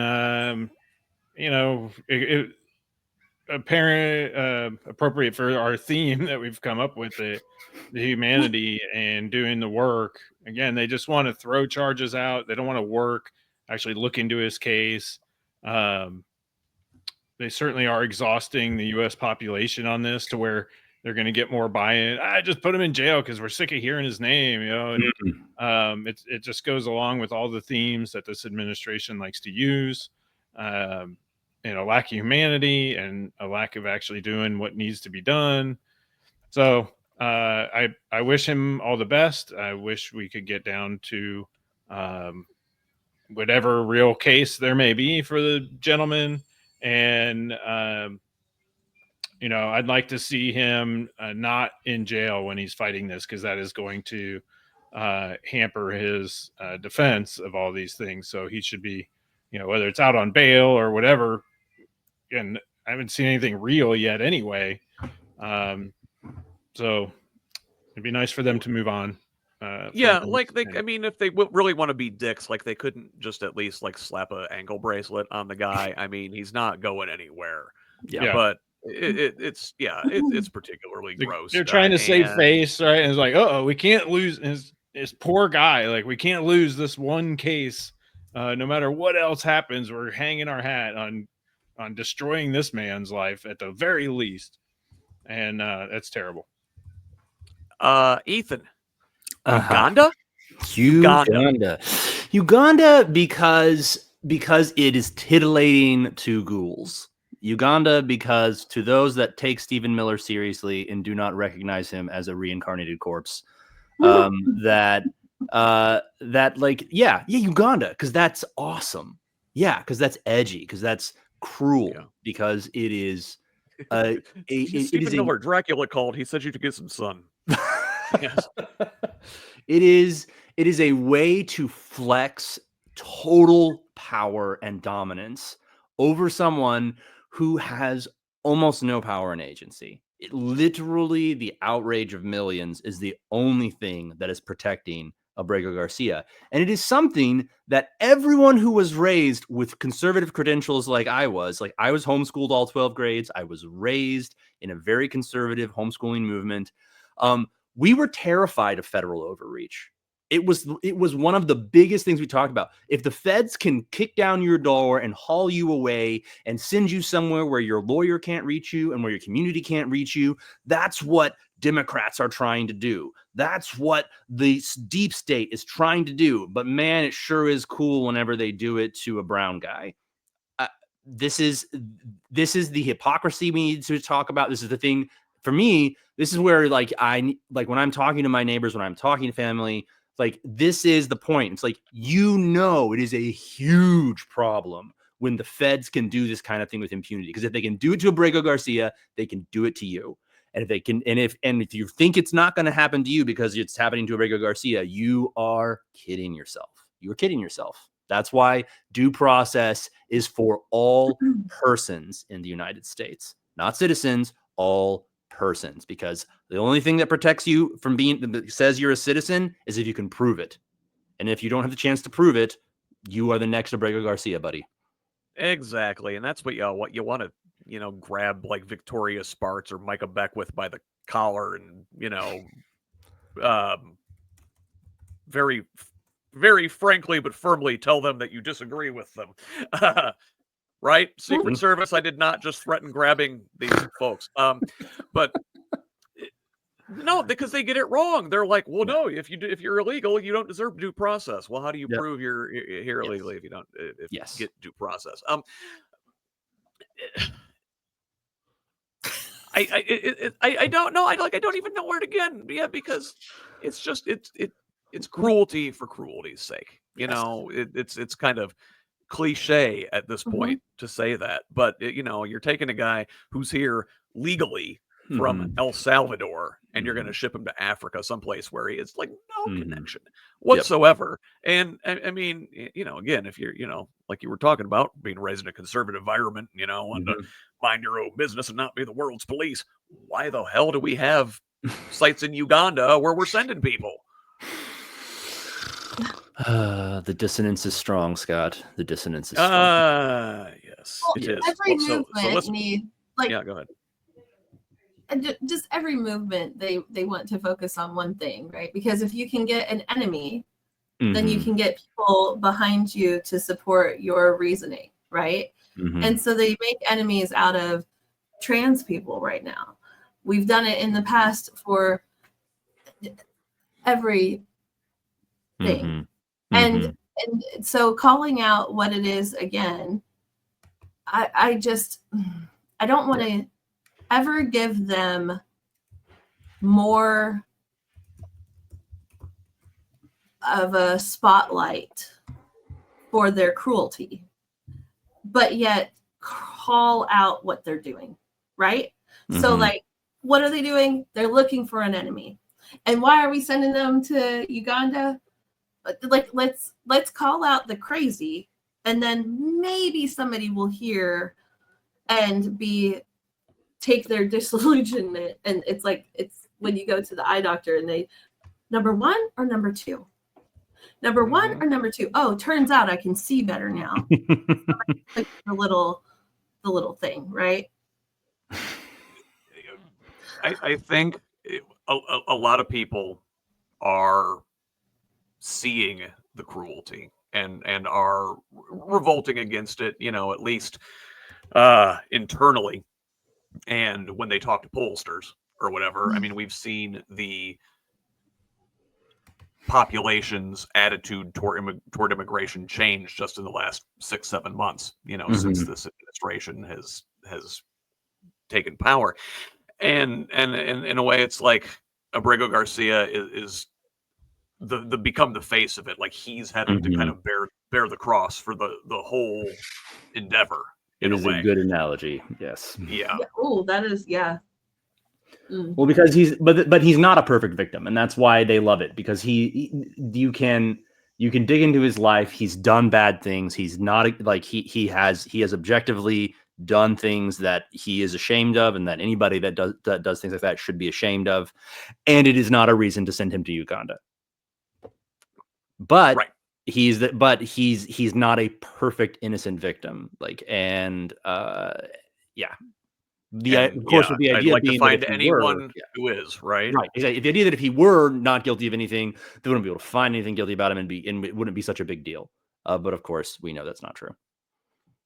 Yeah. So I would move on, kind of change gears here a little bit away from this. Talk about tariffs, which keep coming up. They change from day to day and week to week, it seems. Now we've got a couple developments in that department this week. So first of all, this thing called a de minimis tariff exemption is ending. Trump signed an executive order to end de minimis rule late last month. Under this policy, shipments under $800 were exempt from duties or tariffs.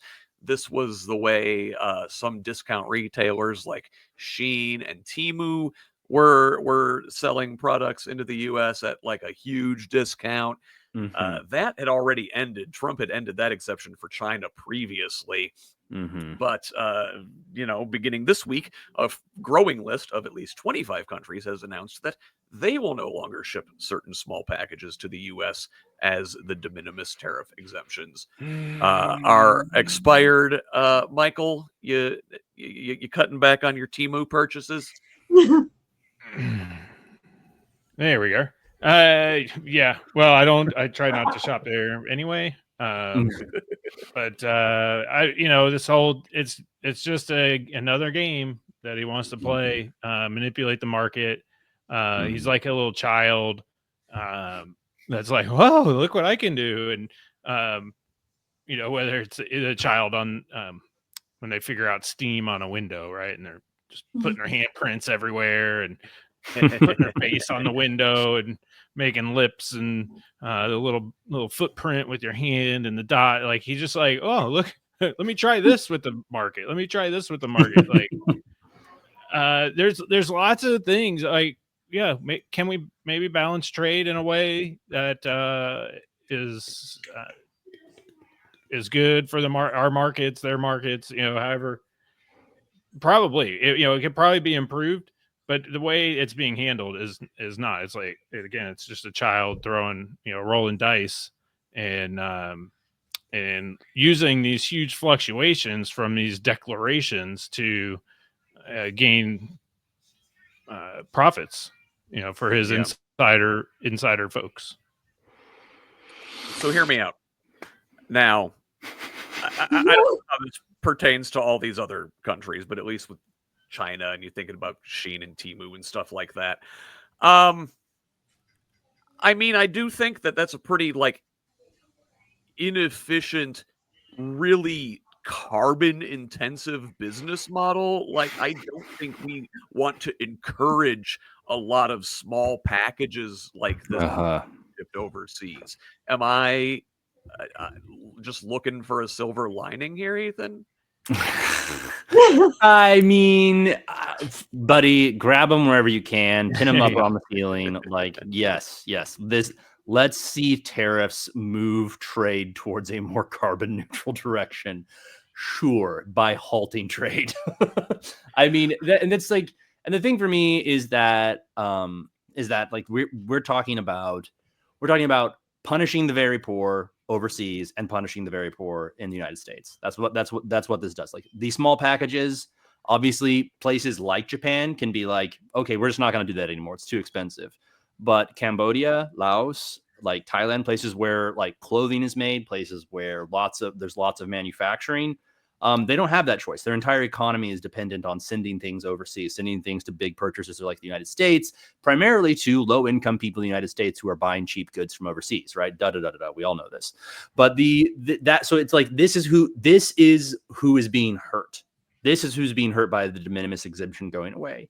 It is really low-income countries selling really cheap goods to low-income Americans, and that's who it's going to hurt the most. Like when the initial tariffs rolled out, if they had not immediately been rolled back, which we all make fun of now, but it's not, to do the ha-ha, it's like the economy of Cambodia would have collapsed, like with the original tariffs that were declared on it, right? Like it would have been a disaster. And so, yeah, that whenever I see the de minimis exemption, I'm like, oh, this is an interesting new way to punish the lowest income people in the world, including here in the United States. So. Interesting. I hadn't looked at it from that angle. Well, so Renee, listen, it doesn't end with just the de minimis tariff. So there's more tariff news, and this one is maybe good news. We'll see. So most of Trump's tariffs were ruled illegal by a federal appeals court, dealing a major blow to Trump's trade policy, at least according to this article from CNBC. Now, the appeals court ruled on Friday that most of Trump's global tariffs are illegal, striking a massive blow to the core of his aggressive trade policy. In the ruling, which was 7-4, the court in a 7-4 ruling ruled that when Trump granted his most expansive tariffs, including his reciprocal tariffs, he's not actually granted the power to impose these tariffs under the law that he invoked. They say the core congressional power to impose taxes such as tariffs is vested exclusively in the legislative branch by the Constitution. Tariffs are a core congressional power. Now, the appellate court paused its ruling from taking effect until October 14th in order to give the Trump administration time to ask the Supreme Court to reverse the decision. Now, Renee, they're just going to give him whatever he wants, right? I mean, I hope not. October 14th is my mom's birthday, so there's always a chance for hope, right? Well, maybe she'll get a favorable ruling from Amy Coney Barrett on her birthday. Here's the thing. I mean, she is a so it's fine. It's just ridiculous. Like the thing that he's doing and his administration is doing is they let him say all of the things. None of this, it's going back to the Bible, the man who builds his house on the sand instead of on the rock, right? Yeah. And so, thank you. And so it's from day one of January 20th and all of the things that have happened from I wish I had one of those things I need to hold my name. I can sign papers in marker and hold them up and smile as well, right? However, it turns out if you spray a bottle of water at it, it will run, right? And the whole Trump is an actor, and the Heritage Foundation that is actually running the administration saw the fool. Right? And they were like, oh, he can get people to follow him. He's a great actor. Let's use his face to get all of these people to believe the bullshit. And then we'll tell them that we're doing things. We'll tell them that we're implementing things. We'll tell them that there's an executive order when there's no foundation to it. And so it makes me a little upset and sad at the same time for anyone and everyone who is seeing this, and they're fearful, and there are people getting ulcers, and there are people who are wanting to hide, and are news stations that are trying to say this is not foundational and he can't get away with it, then they call them fake news, right? If you watch the documentary Bad Faith, you will see the check marks going down the list.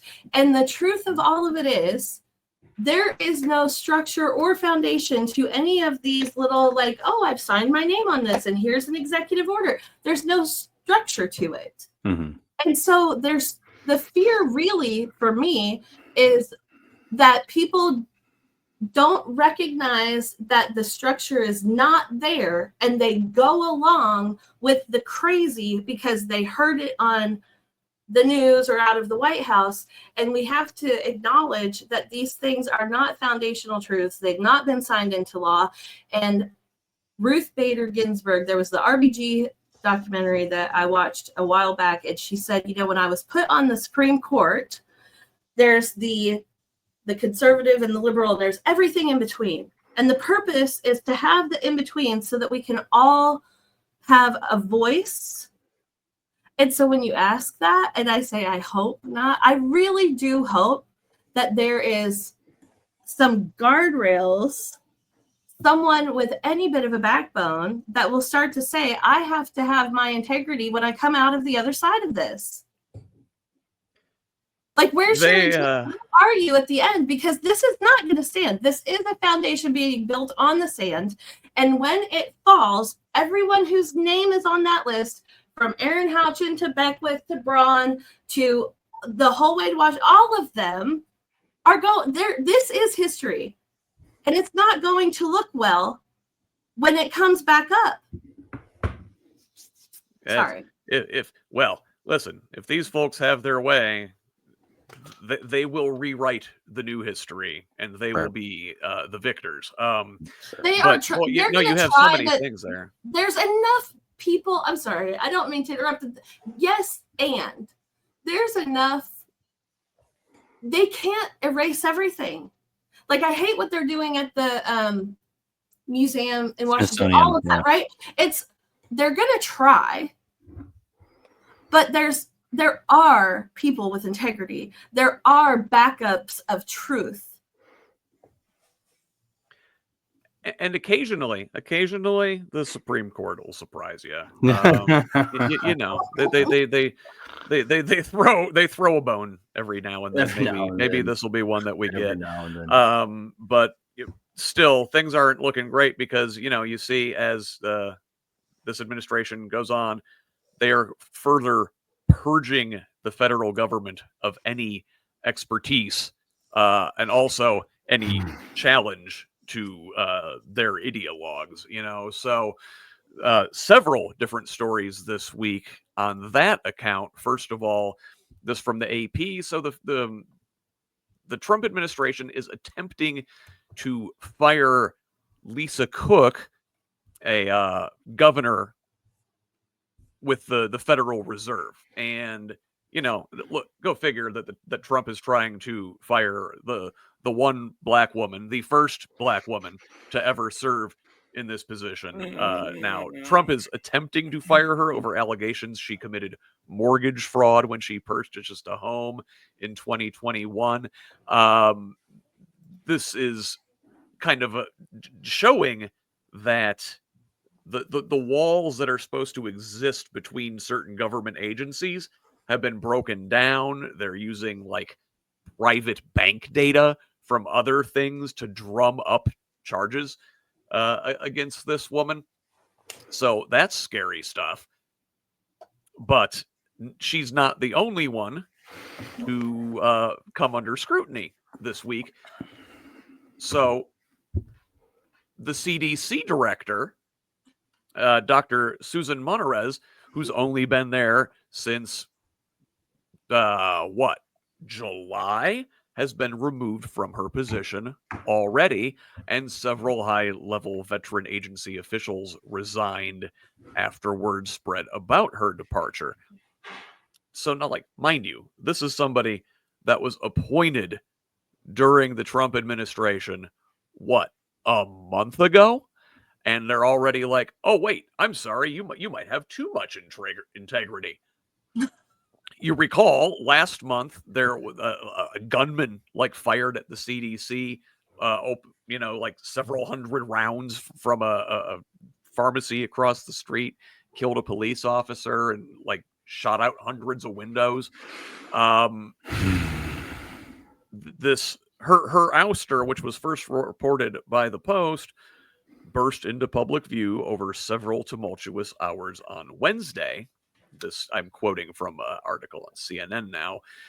Just weeks into her tenure as director, she has clashed with HHS Secretary Robert F. Kennedy over vaccine policy and her refusal to fire several veteran CDC leaders, according to people familiar with the situation. So I want to open this up to you, Michael. I'm going to come back to you here. Couple thoughts on first the reserve governor, Lisa Cook, and then the CDC director, both being targeted this week. The CDC director out, the board governor challenging her ouster through the courts. Yeah, well, the first thing that comes to mind is it's humorous that Trump is getting on somebody about fraud. Right. But I mean, it's so typical. It's fraud. You call that fraud? They're always pointing out the things they're doing wrong. So, again, there's not a whole lot to say on it because it's just a constant theme, through the show, through the whole administration. So, that's my takeaway is Trump's getting on somebody about mortgage fraud. Sure. He's never had that problem. And then, I find it interesting somebody leaving that came into the Trump administration because, I mean, she had to know what she was getting into. These guys are in place. So bravo, I guess. You thought you were going to infiltrate that organization with Trump and Kennedy. So I don't even know what to feel about that. That would be your only hope, right? Is that they keep putting new people in place who it turns out actually have some integrity, and they just have to keep firing them one by one. So they get in, they're like, "Oh, I didn't realize you were this crazy. I just thought you were a little crazy." I thought it was an act. Well, so her ouster comes days following days of internal pressure from RFK Jr.'s people, basically. So Kennedy summoned Monterez to Washington and demanded that she fire Deborah Howery, the agency's chief medical officer and deputy director of programs and science, as well as, the director for National Center for Immunization and Respiratory Diseases and the director of National Center for Emerging and Zoonotic Infectious Diseases. So all the experts, hey, I need you to go in there and fire all the experts. And she's like, no, I can't do that. I've got more integrity than that. So Kennedy suggested in a Tuesday meeting of President Trump's cabinet, which we didn't even talk about this week, but did you guys see that cabinet meeting? Just 3 hours of North Korean level sycophancy from his entire cabinet. Just all around the table.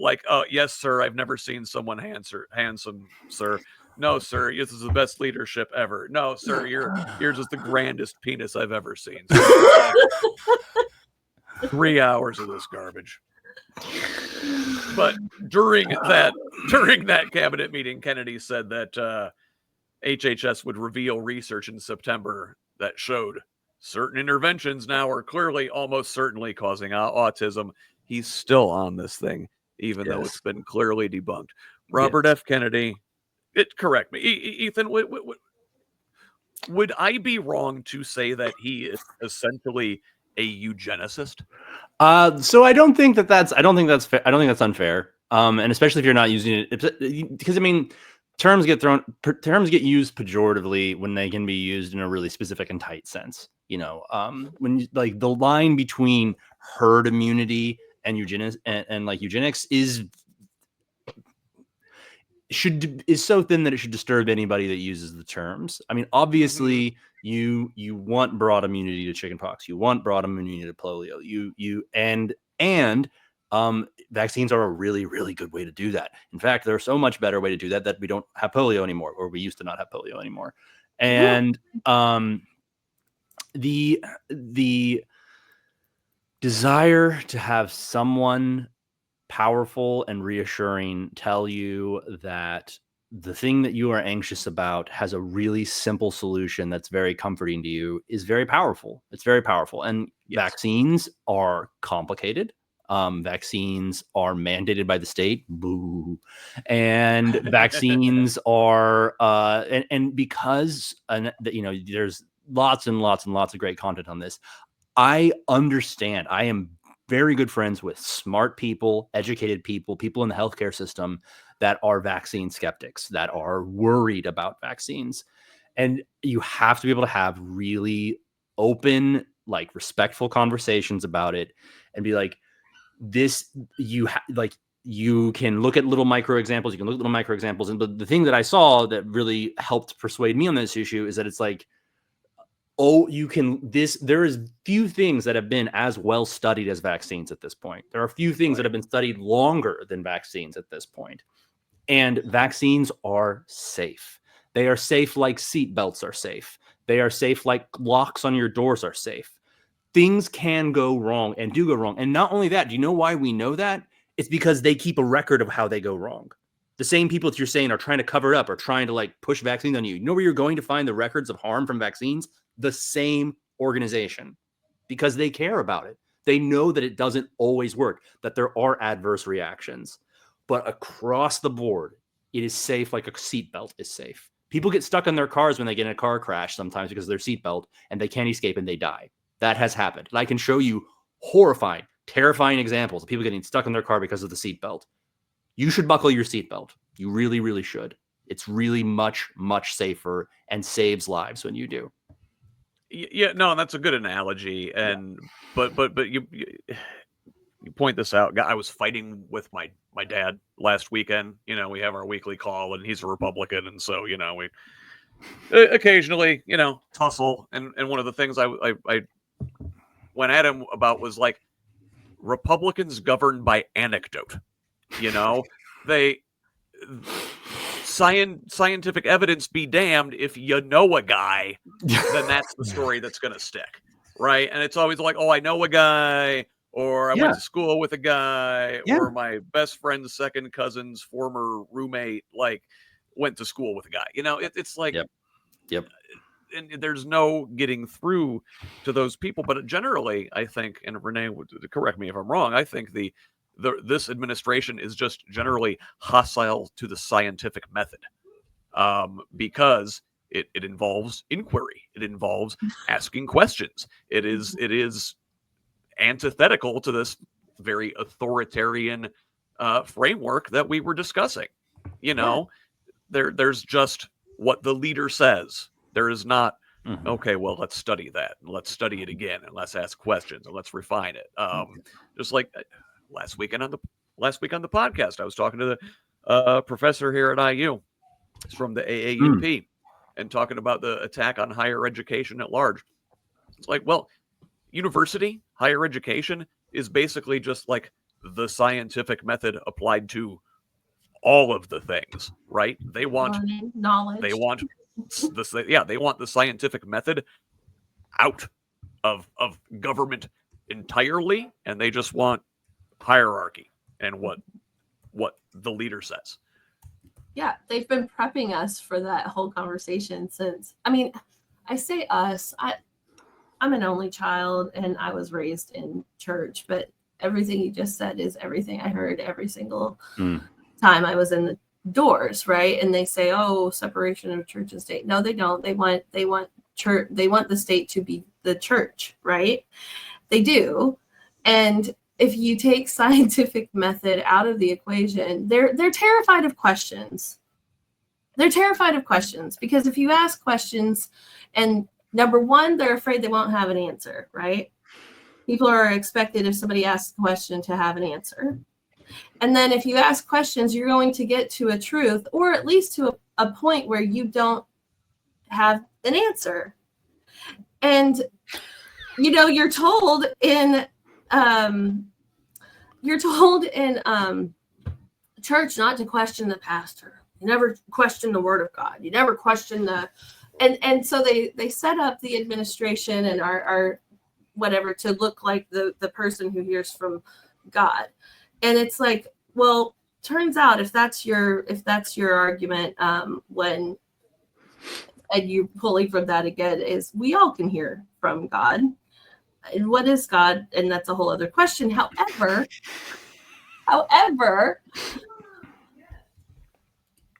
like, it's all of are we really this dense? We're not. People are smarter than all of these things. And, I talked to you, Scott, when you had recently gotten off the phone with that conversation last week. Oh, yeah. Everyone in my own family who may or may not be watching this, and whatever, they are My team Renee's family. officers, right? Okay, but not the ones I've raised, so you're welcome. But it's you all, if they didn't know what the delivery of the information was coming from, and it didn't have the label of Democrat or liberal or whatever, and they just read the information, whatever it is, they're smart enough to choose and do the right thing. And that's why I get so frustrated and angry, is you're smarter than this, and yet you're listening to an administration or people who are trying to tell you you're dumb.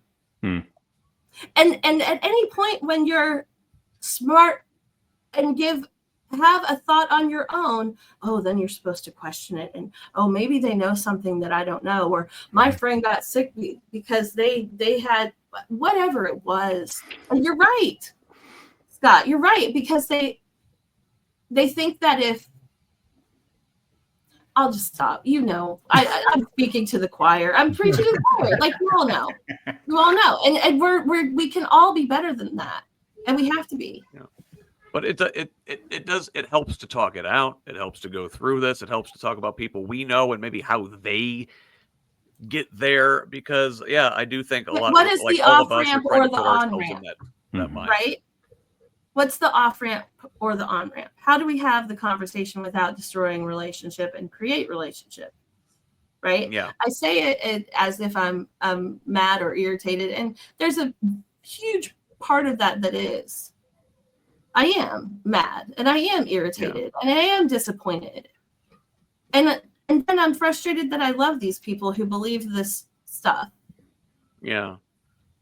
Well, because they also raised me, and I don't believe these things. And well, but listen, there were certain things that I at least thought we all agreed on. Ethan briefly hinted at it a little bit ago, and this will be our last story here in the U.S. is Trump's continued military occupation. And like Ethan was saying, ooh, tyrannical government. That was always supposed to be the big scary thing that the right wing talked about.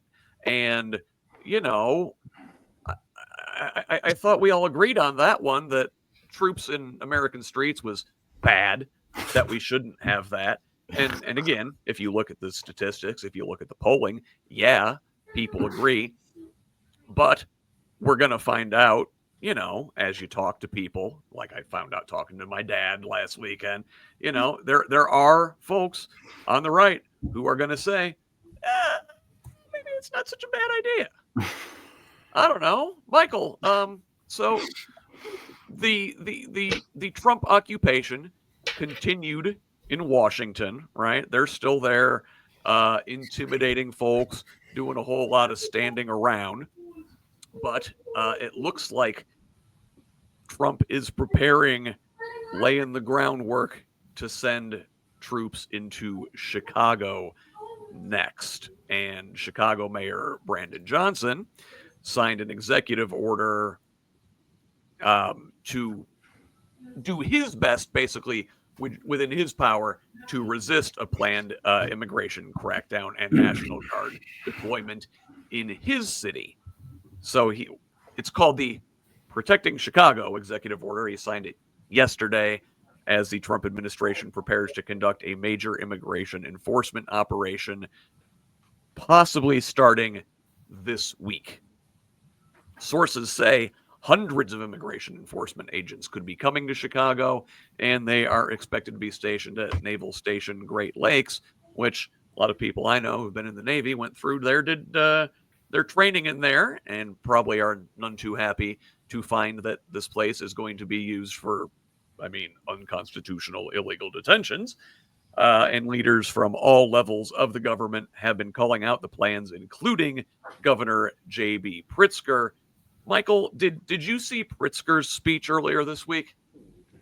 I have not. I can imagine what it was. I've seen a number of his speeches, but I did not see that one. Very true.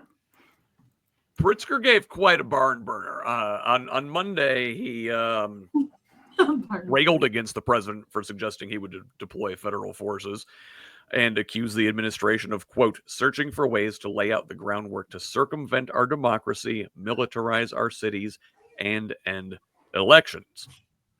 Right? Sounds like exactly what they're doing.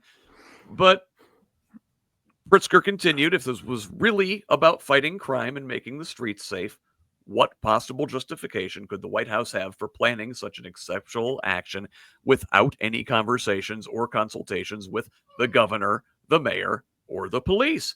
Ethan, I don't know. Good questions from the governor, right?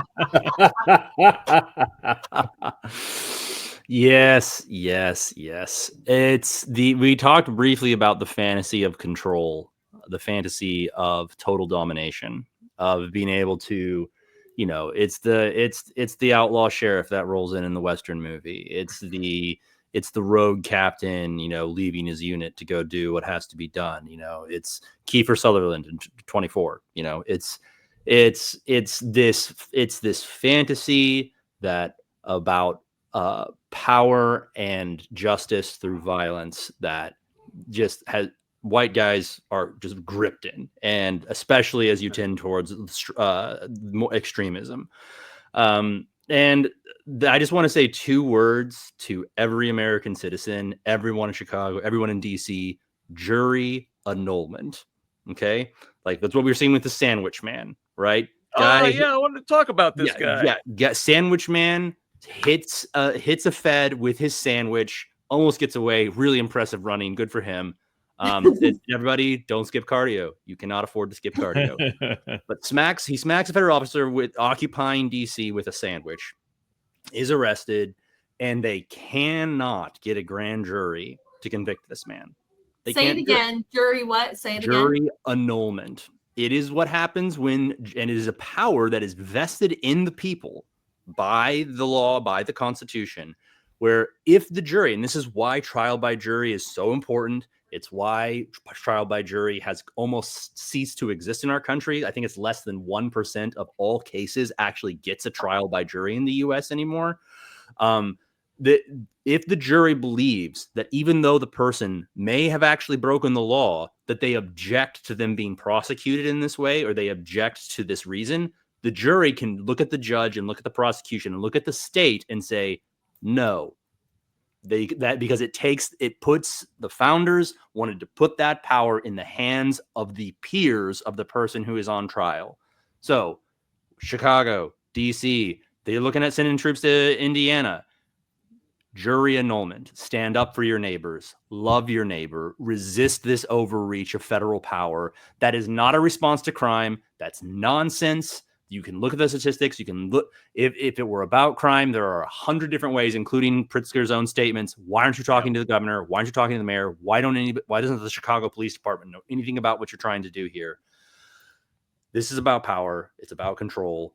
And we not only have a duty to love our neighbors as people, but jury annulment. You can return a verdict that says, no, you don't have to convict this person for standing up, for standing in the way of a line of Humvees, for doing your own Tiananmen Square resistance. Like, you can stand up to power. And when you see your fellow citizens stand up to the overreach of power and injustice in your streets, do your job. Jury annulment. That's all. No, so I wanted to talk about this because this happened this week. So prosecutors in D.C. failed to secure an indictment against the man accused of throwing a sandwich at a Customs and Border Protection agency in D.C. This is a couple weeks ago, and it was, like you said, he ran away, he got away, but then they found him and like made a really like over the top, tacky like promotional video, like when they went and arrested him. It was terrible, but they failed to secure an indictment because the grand jury wouldn't do it. Nope. Like you said, quoting from the grand jury statement, it was a friggin' sandwich. It wasn't a Subway sandwich. It was. He was assaulted by the odor of the bread. Yeah, plastic in that bread. My wife used to work at a Subway when she was younger, and she smells that bread in her sleep. Yeah. Listen, no, in response to Subway becoming a symbol of anti-fascist resistance, they have changed their slogan this week from Subway Eat Fresh to Subway Beat Fash. Credit to somebody on the internet. Credit to somebody. Yes. That was quite good. Just a little bit along those lines, and I see a line on Ethan's face rising up to the top. And real quickly, is I did get a chance to ask a spokesperson from Atterbury when talking about the Atterbury detainments, but then mobilizing troops potentially out of Atterbury kind of fall in the same category. Was so in this town hall, everyone's asking like, oh, what's the facility going to be like? Is there going to be plumbing? Is it going to be clean? Are they going to get food? I can't speak to that. That's federal. They're just leasing the land from us, is what their official statement is down at Atterbury. The federal government's just coming in. They'll set up their whole separate thing. We're not going to be involved. So I was like, okay, so a question for you and the guys at Atterbury. Have you discussed resisting? This appears to be and has been illegal detention, unconstitutional detention. You have swore an oath to the Constitution, not to the president. Mm-hmm. So have you guys talked about that, like resisting this as unconstitutional? No, I can't speak to that. I'm like, oh man, come on, like give us a little something, Yeah, like come on, guys. Wouldn't it be a shame if like a bunch of loose nails wound up spread across the pavement on that other side of the base? Who spilled these here? There's going to be an investigation. There's a lot of you would hope at some point. Likewise, all the 2A folks are, when the good guys stand up, that's why we need good guys with guns to stand. Well, hey, the military's in the streets. 2A, like anytime, let's go, guys. Get your guns and go anytime fight them. That's what they wanted the guns for. Yeah, where's that resisting government tyranny y'all been talking about forever? Go on, do a Second Amendment now. The one argument we have to be able to resist the government taking us over. Oh, okay, and here it is. And those people are the ones cheering it on. In fact, signing up to help with the hostile government takeover. You got to love it. Irony. So listen, we're coming up on here 3 hours today. I've loved hanging out with you guys. The time has flown. We're here almost 3 hours. We haven't even gotten to do our one big thing. Like I think all of our bladders are telling us maybe we should stop for this week. But I did want to mention that there was this horrible school shooting at a Catholic school in Minnesota. Minneapolis this past week. And as always happens with these things, it unfortunately gets politicized. I as much as I do want to spend talking about this today, I just don't feel we have the opportunity to like give it the justice it deserves. Maybe we can come back to it and do this another time soon and go about it that way. But For right now, I did want to close us out and ask each of you to shamelessly promote yourself for just a moment before we say goodbye. So, Michael, how about you quack at the folks here? Yay. I'm Michael Potter, and I'm running for House District 47 in Indiana, which is parts of Johnson and Shelby counties. You can follow me at Friends of Michael Potter on social media, friendsofmichaelpotter.com.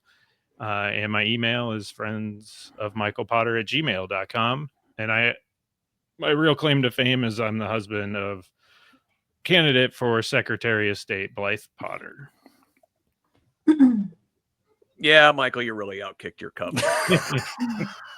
I so far outkicked it that when I at IDEA we're meeting people for the first time that have seen us separately online, that they see us standing together and just don't even it doesn't even cross their mind that we would be married.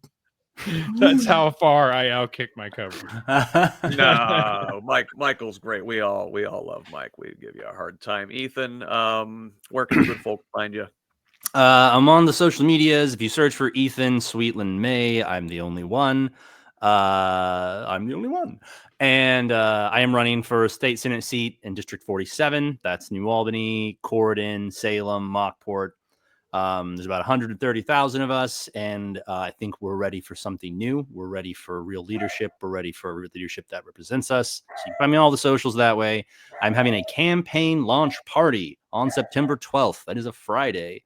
You can find the details on my socials as well. Would love for you to come. Gonna have live music. Gonna have good food and drink. They're gonna have a bounce house. Bring your kids. It's gonna be really fun. So, well, hell, am I allowed to go on the bounce? You are allowed, Scott. You are allowed 5 minutes, but you're allowed. Okay, all right. Well, I'll see if I can get there then. Renee, how about you? I have all of the social media things as well. I started the coalition and the network, and it is located across the street from Aaron Houchin's office. So what I offer to those who are running and are in Salem, and get in touch. This is a space where we can do and activate many things out of one location. So if you're with a group and you want to have a meeting, if you want to connect and have a conversation, if you want to drive past and see the Honk for Hope sign and honk like crazy, we're here for all of those things, and there is space for you. There are other liberals and anyone who's outside of the MAGA cult. There's space, right? Well, unless you're too far on the other side, and then we have some boundaries. But the point being, you're not alone. You're not alone, and there's other people who, just because we flow in these certain arenas, right? Like I do the Pride group. I'm not running for office. Yes, I'm on the Democrats, and yes, I'm this and that. If that's not your flavor,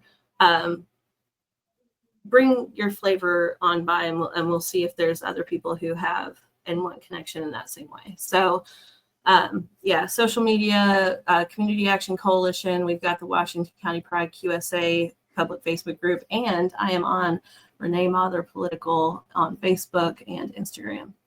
Heck yeah. And Scott, I was reading your name for a second. Thank you. Thank you for having us. Yeah. Thanks for having this platform and letting us have conversation. I really appreciate it. Thank you to everyone. Thank you. It was good. I've enjoyed having you guys so much. So real quick before I sign off, I want to remind people to follow me over on the social medias at HoosLeft on Blue Sky and Instagram and Threads. It's at whosleft.us. That's also my website. Also, be sure to follow and subscribe to Project Next Media. Follow them at Project Next Movement on most of the socials. Until next time, this has been Who's Left This Week. I'm Scott Aaron Rogers. Love each other, Indiana. You guys are awesome. This was great. Thank you.